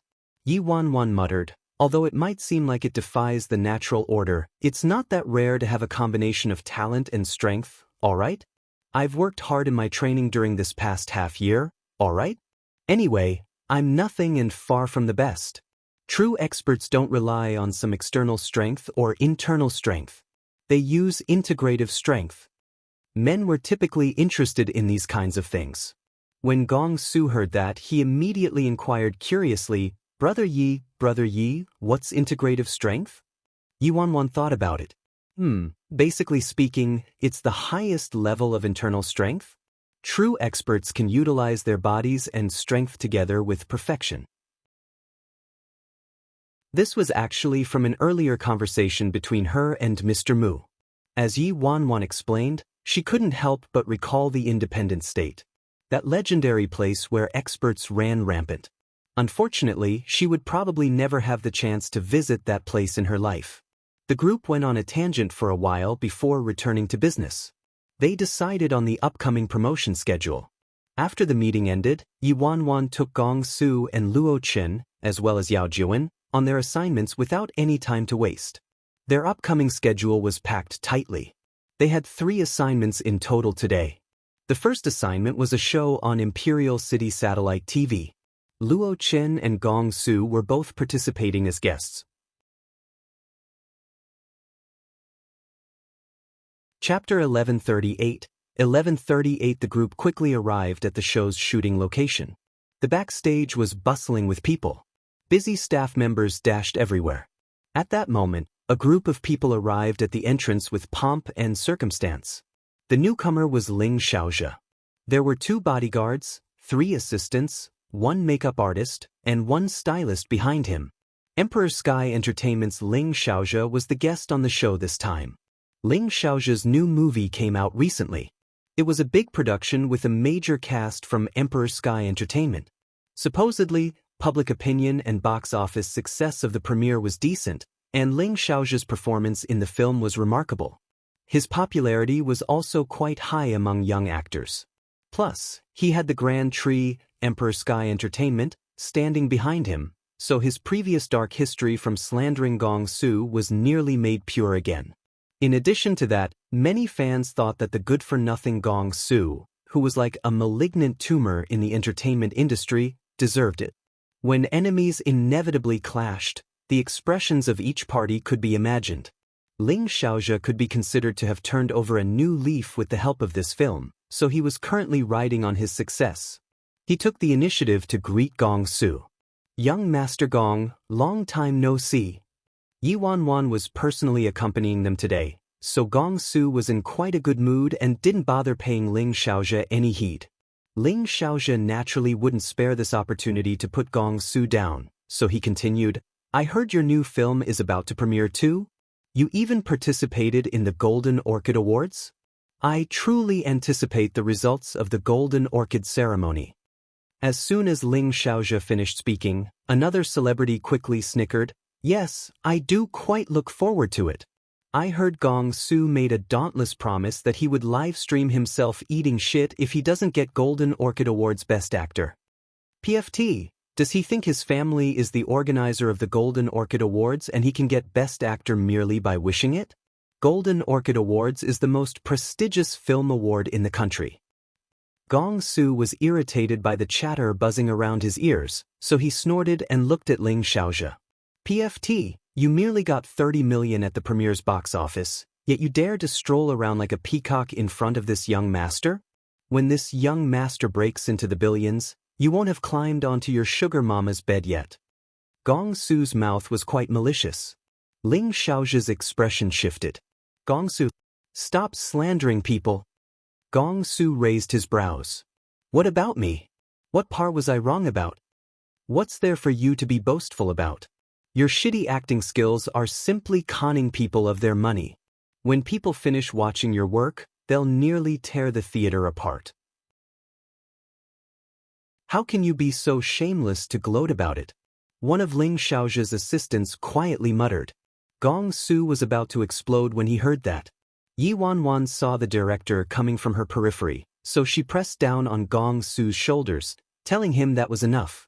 Gong Su pursed his lips and repressed his anger. "Hello, Director Ho."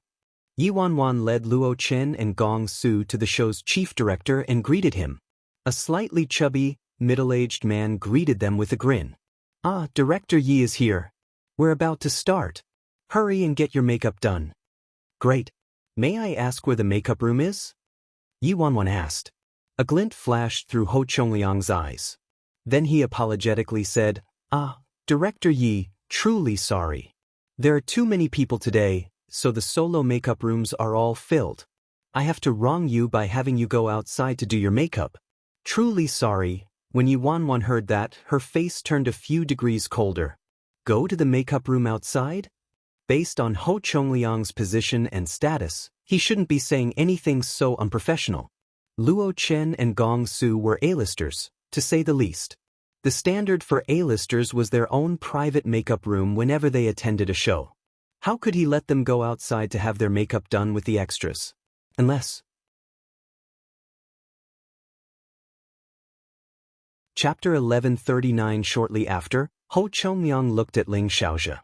When he faced Ling Xiaojia, his attitude made a 180 degrees turn and he fawned all over Ling Xiaojia. "Ah, Xiaojia, why are you over here? There are too many people here, it's too chaotic. Let me take you to your makeup room. Miss Yi personally ordered me to take good care of you because you're too tired from running around everywhere to promote this film. Quick, please come with me. The air quality here is too awful." Yi Wanwan narrowed her eyes slightly. It didn't take much thinking for her to realize that Ho Chongliang's attitude toward them was due to Yi's special care. Even though Luo Chen and Gong Su were A-listers, they didn't have a large company backing them up, and Emperor Sky and Worldwide Entertainment were both suppressing them. They had been busy shooting lately and hadn't appeared in the public eye for several months, so they were partially on the back burner. No wonder Ho Chongliang was bold enough to underhandedly make trouble for them like this. Upon seeing this, Ling Xiaojia revealed a gloating expression and glanced at Gong Su and Luo Chen provokingly. Then he walked toward the makeup room meticulously prepared by the crew like he was the moon surrounded by a myriad of stars. As soon as Ling Xiaojia left, Gong Su erupted. "Fuck? He actually dares to push this young master around. I'm going to talk to that Ho guy." Yi Wanwan's eyes turned a little colder, and she grabbed Gong Su's arm to stop him. "Enough. Calm down." Yao Juan also advised, "After all, we're asking them for a favor. How about we just put up with it? It took a lot of negotiations to get this assignment. Gong Su grew angrier when he heard this. Put up with it? Those words don't exist in this young master's dictionary. Are you really going to make me squeeze into the same makeup room as those people outside? Yi Wanwan naturally couldn't do that. If Gong Su and Luo Chen really had their makeup done in the public dressing room, who knew what kind of rumors would buzz around later? Yi Wanwan said without any hesitation, "Of course you can't." "Then what should we do now, Brother Yi?" Luo Chen asked worriedly. Gong Su quietly cursed, "Damn it." Gong Su was infuriated beyond words by now. A bunch of dogs who relied on their master's power to bully them. Did they really think he would be in dire straits just because his dad stopped caring about him? His mother left him with 20% shares before she passed away. It was just that he had to be married before he could use it. No matter how his stepmother wanted to isolate and push him down, his dad didn't truly dare to disown him. Damn it. If you press too hard, this young master will get married tomorrow. Gong Su said angrily. Yi Wanwan raised her brows. Married? What kind of reference is that? I own a 20% share in the Gong family's company. It's just that I can't use it unless I'm married. I have no idea what my mom was thinking when she stipulated that I had to be married before I could use it. As Gong Su said that, he showed an incredibly grievous expression. Yi Wanwan's lips twitched. Why are you making it sound like getting married is equal to killing you? Gong Su instantly replied. Isn't getting married exactly the same as entering my grave? Unless I'm entering it with my little candied plum. Then I'm willing to enter even hell. Yi Wanwan, extinguish your dreams already. Anyway, I won't get my makeup done outside even if you kill me. I can't. I'm still so angry. I must drag that ho dude out here. It was them who fucking begged me to be a guest on their show, but they have the guts to show me up now. Gong Su was about to explode again. Yao Jiawen's pacification was useless and intensified his anger instead. Yi Wanwan glared at him and said, Enough, I won't let you get your makeup done outside. Both you and Luo Chen don't need to go and get your makeup done. You're fine as you are. You're already very handsome right now and can go on the show like this. As soon as Gong Su heard that, his rampaging fury was snuffed out without a lick of flame remaining and transformed into fireworks that went off above his head. Really? Really? I'm already really handsome right now? Gong Su automatically omitted Luo Chen from Yi Wanwan's words. Chapter 1140. 1140 Yi Wanwan sweet-talked him. Yes. Handsome already. Let's go wait in the lounge. Gong Su, who had just exploded and wanted to fight with someone, instantly turned cheerful and docilely followed Yi Wanwan to the lounge. Yao Jiawen watched with surprise on the side. Was Gong Su easy to pacify or hard to pacify? She was fruitless after half a day of persuasion, but the single sentence from Yi Bai got Gong Su to comply. The crew shot Ling Xiaojia's portion first, so Gong Su and Luo Chen had to wait a whole 2 hours before it was their turn. But then, they finished shooting in barely 10 minutes when it was their turn. Yao Jiawen repressed her fury and said to Director Ho, Director Ho, we're done recording already? Isn't there something wrong? Director Ho was currently busy ingratiating himself with Ling Xiaojia. Upon hearing this, he impatiently turned around to look at Yao Jiawen. Wrong? What's wrong? Too much of the original script got deleted. This isn't what we initially agreed on. And the blocking isn't right either. Gong Su and Luo Chen's positions are too far back when they come out. The plans can't keep up with our changes. This is pretty typical. As for the blocking, it's naturally according to their ranking and popularity, so I placed Xiaojia in front. I'm sure no one has any objections about that, right? What's the problem then? Yao Jiawen wanted to contest further but was pulled back by Yi Wanwan. Let's go. We need to get to the next assignment. There was no point in wasting time here. They were only finished recording the show because of their principle of respectfully completing the job as per the contract. Yao Jiawen's mood was still low. After these 10 minutes of camera time is edited, it'd be decent if we even ended up with 5 minutes. That's too little. A cold smile turned up on Yi Wanwan's lips. 5 minutes? That'd be overestimating Yi's kindness. Yi Wanwan had already predicted these hurdles. Their time was very valuable right now, so they didn't have time to waste on arguing about these minor matters. The more assignments they could take, the better. These assignments would help the box office as best as they could, but they weren't the most important thing.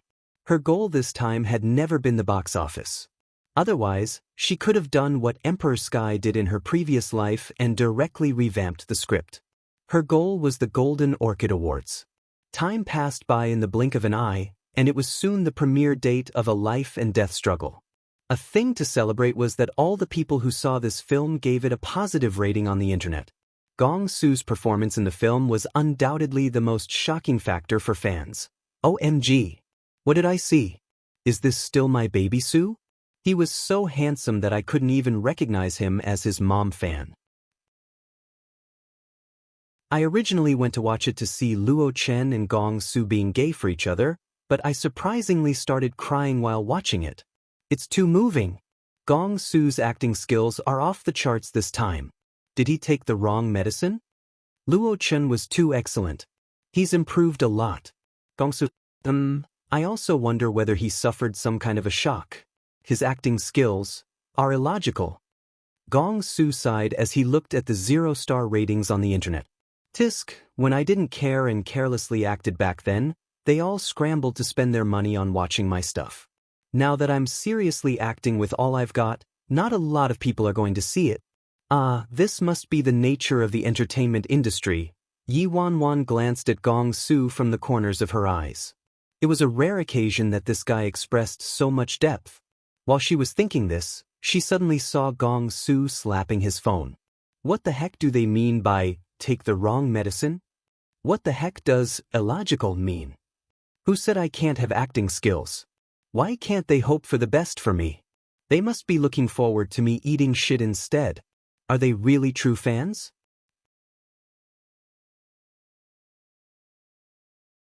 Chapter 1141. 1141. Lately, big productions had been showing in theaters.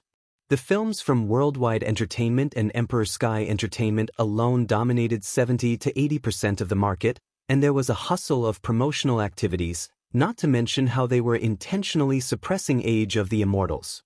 Although all viewers gave the film positive ratings and reviews, everyone felt their hearts chilling when the results of the film's box office debut came out. The box office only got to the several hundred thousands without touching the tip of Ling Xiaozhi's film. Moreover, it was Gong Su and Luo Chen's loyal fans who contributed to the several hundred thousands. If this pattern continued, they would lose their life's savings. Due to their mediocre box office performance, the company was in low spirits. Luo Chen said, "Date with a Superstar is broadcasting today, maybe it will help the box office a little." For celebrities in the entertainment industry, fans were the most valuable but were also the easiest to lose. In order to shoot a life and death struggle, Luo Chen and Gong Su hadn't made public appearances for several months. Fresh meat also came out like chives, one after another, so fans were disappearing at a high rate. And now, the promotional period for the film was encountering obstruction after obstruction, and the box office results were quite worrisome. At the moment, Yao Jiwen hastily entered with her phone in hand. She angrily shouted, "This is too much." "What is it?" Yi Wanwan asked with a frown. Yao Jiwen held up her phone and said, "I was watching Date with a Superstar just now and discovered that all of Luo Chen and Gong Su's screen time in Date with a Superstar was cut out. There wasn't even a single second left. They waited for 2+ hours and shot for 10 minutes. They originally thought they would get at least 5 minutes but ended up being completely cut out." When Luo Chen heard Yao Jiwen's words, his face darkened. He originally hoped this popular show could promote their film, but it was a no-go. Similar things had been happening frequently lately. They managed to obtain some good assignments with great difficulty, but their screen time on them was all squeezed into nothing. There was obviously someone purposefully suppressing them behind the scenes. The smell of wine was still afraid of the depth of the alley. No matter how high quality the film was, it would be useless if nobody went to watch it. Moreover, their film topic didn't have an edge against the pile of teen dramas and metropolitan romance films to begin with. Yao Jiwen had a suggestion. "How about we have Luo Chen and Gong Su interact more on Weibo and attract some popularity? Yi Wanwan shook her head and rejected Yao Jiawen's suggestion. These interactions were fine if they were natural and suitable, but if they were too frequent and intentional, they wouldn't escape malicious suspicions of playing gay. Instead, they would negatively impact their popularity with netizens unfamiliar with them. Moreover, this didn't solve the problem at its roots. I already told you about the current situation back at our first meeting, so you should have mentally prepared for it. My current plan is to stop our future promotions. Worldwide and Emperor Sky are clearly making life difficult for us, so any further investments will be no use. Why don't we use that money to do other things instead? Other things? Yao Jiawen didn't understand. Yi Wanwan handed a stack of documents to her. That's right. We won't do promotions anymore. The remaining budget will all be used for charity. Han Xinyu nodded and said, that's a good idea. Yi Wanwan said, Brother Yang has more experience with this, so I'll have to trouble Brother Yang to help me out. Fei Yang quickly said, not a problem. Yi Wanwan's gaze swept over everyone. For this segment, there's only one thing that everyone needs to do, be steady. Then Yi Wanwan purposefully looked at Gong Su. Gong Su especially, don't go crazy.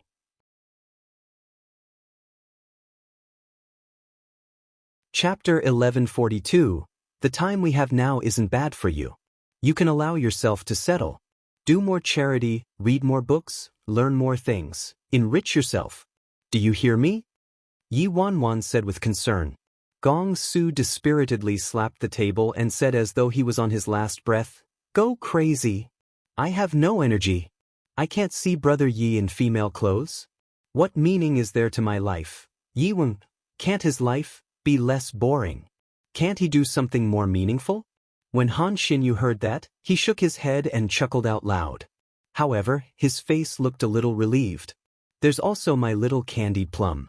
Ah, my little candied plum. Why is our love so perilous? Gong Su peered resentfully at Yi Wanwan. Brother Yi, I don't like you anymore. Do you know what you look like right now? Yi Wanwan asked, what? A wooden club. A wooden club that's breaking apart an affectionate couple. Yi Wanwan, if you wore a dress for me, I'd reluctantly forgive you. No need to be so reluctant. Thanks. Yao Jiawen pondered over it and realized this was all they could do. If a little company didn't have any background and was intentionally bullied by a large company, nearly every step forward would be strenuous. Yao Jiawen said, now, all that we can hope is for a life and death struggle to make it to the finals of the Golden Orchid Awards. We have 2 male leads, so either one who qualifies will contribute to our reputation at least. Otherwise, not only would they lose money, but they also wouldn't gain any reputation. Although they knew in their hearts that a life and death struggles topic was advantageous for obtaining an award, it wouldn't be good if they didn't win the award even if they made it to the finals. Yao Jiawen actually didn't really understand Yi Bai's thought process. With Gong Su and Luo Chen's popularity, if they changed the film into a school drama and went the idol drama route, their box office performance wouldn't be so awful even with a large company suppressing them. At least they wouldn't lose money. Although Yi Bai was truly capable, he was too new to the industry, so he was too idealistic sometimes. Perhaps Yi Bai really did do this for Luo Chen and Gong Su's benefit to help them transform their image and didn't want them to excessively exhaust their popularity, limiting themselves to earning money quickly. However, Yi Bai underestimated the cruelty of the market and the ability of big companies. Although Yi Bai managed to obtain Su Lin's script, he offended Emperor Sky, so the gains hadn't made up for the losses. Currently, the company's funding chain was very tight and completely relied on this film to recover. If this film crashed and burned, it'd be questionable whether the company could continue to operate. Jiawen, arrange the upcoming schedule, Yi Wanwan instructed. Yao Jiawen returned to the present and quickly nodded. Okay. In the following period, films from big companies were all being promoted and shown in theaters like wildfire. Meanwhile, Yi Wanwan took Luo Chen and Gong Su to silently do charity work, going to mountainous regions to visit the children or to military bases to express their appreciation for the veterans. They completely transformed their original promotion schedule to perform charity and public welfare activities. When Yi Wanwan learned that the Golden Orchid Awards nominated both Luo Chen and Gong Su for Best Actor, she was with Gong Su and Luo Chen and was chatting with a few veterans on some mountain. As Gong Su stared at his phone, his downcast face finally emitted an array of brilliant, eye-catching colors. Brother Yi, I was nominated for the Golden Orchid Awards Best Actor. Yi Wanwan looked at the list of nominations sent by Yi Mufan. Calm down. It's just a nomination.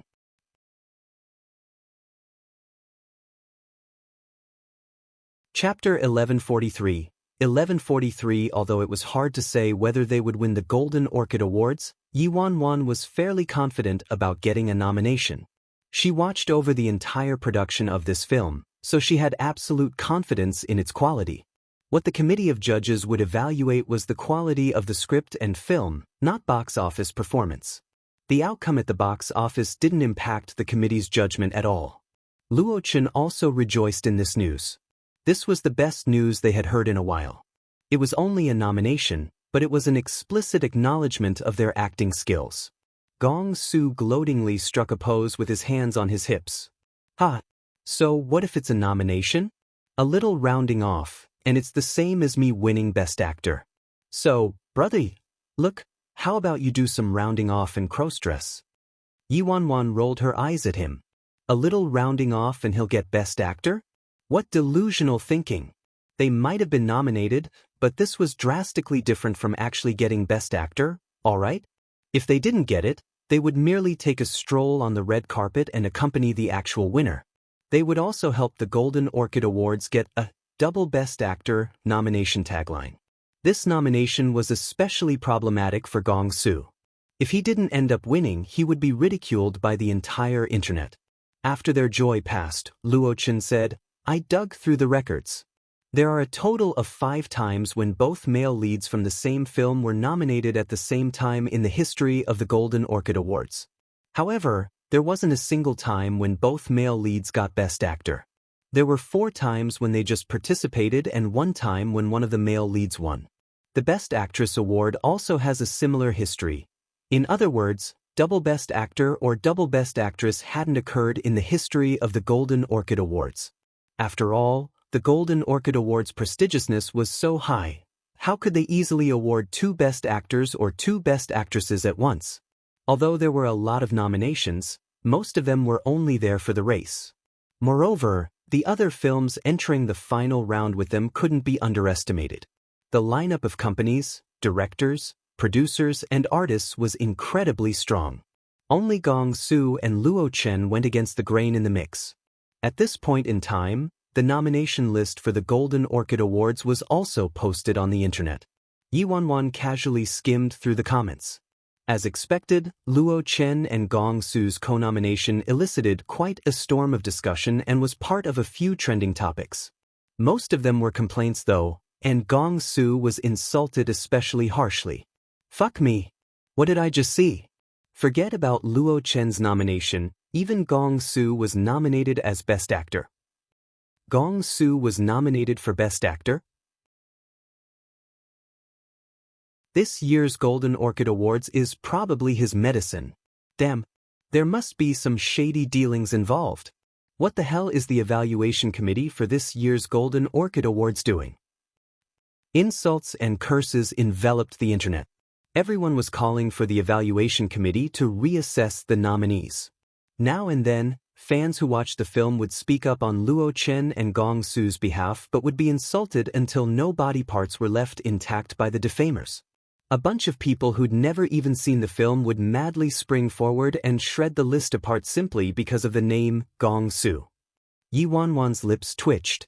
Gong Su's ability to attract haters was as formidable as always. Yi Wanwan rubbed her forehead. Why are you so good at attracting haters? Gong Su had a boastful expression. Of course. No one in the entertainment industry can compare to this young master's ability to attract haters. Yi Wanwan said, I'm not complimenting you. Then Yi Wanwan's phone rang. It was Yi Mufan calling. Yi Wanwan walked some distance away before taking the call. Hello, brother? Yi Mufan asked. The final list came out. Did you see it? I saw it.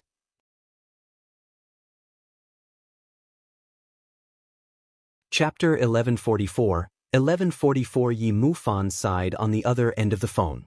It's only been an hour, but our official website nearly crashed from the overload of insults. Our official Weibo account made a post telling them to watch the film before saying anything, but it was utterly useless. Yi Wanwan said, they have a fixed impression of Gong Su, and we're Gong Su's company, so it's pointless no matter what we say. Yi Mufan's tone was serious as he said, Wanwan, our current situation is pretty awful. Are basically being boycotted. I contacted many partners in the past few days, but not a single one is willing to work with us. That bastard, Yi Shaoan, must have secretly done something.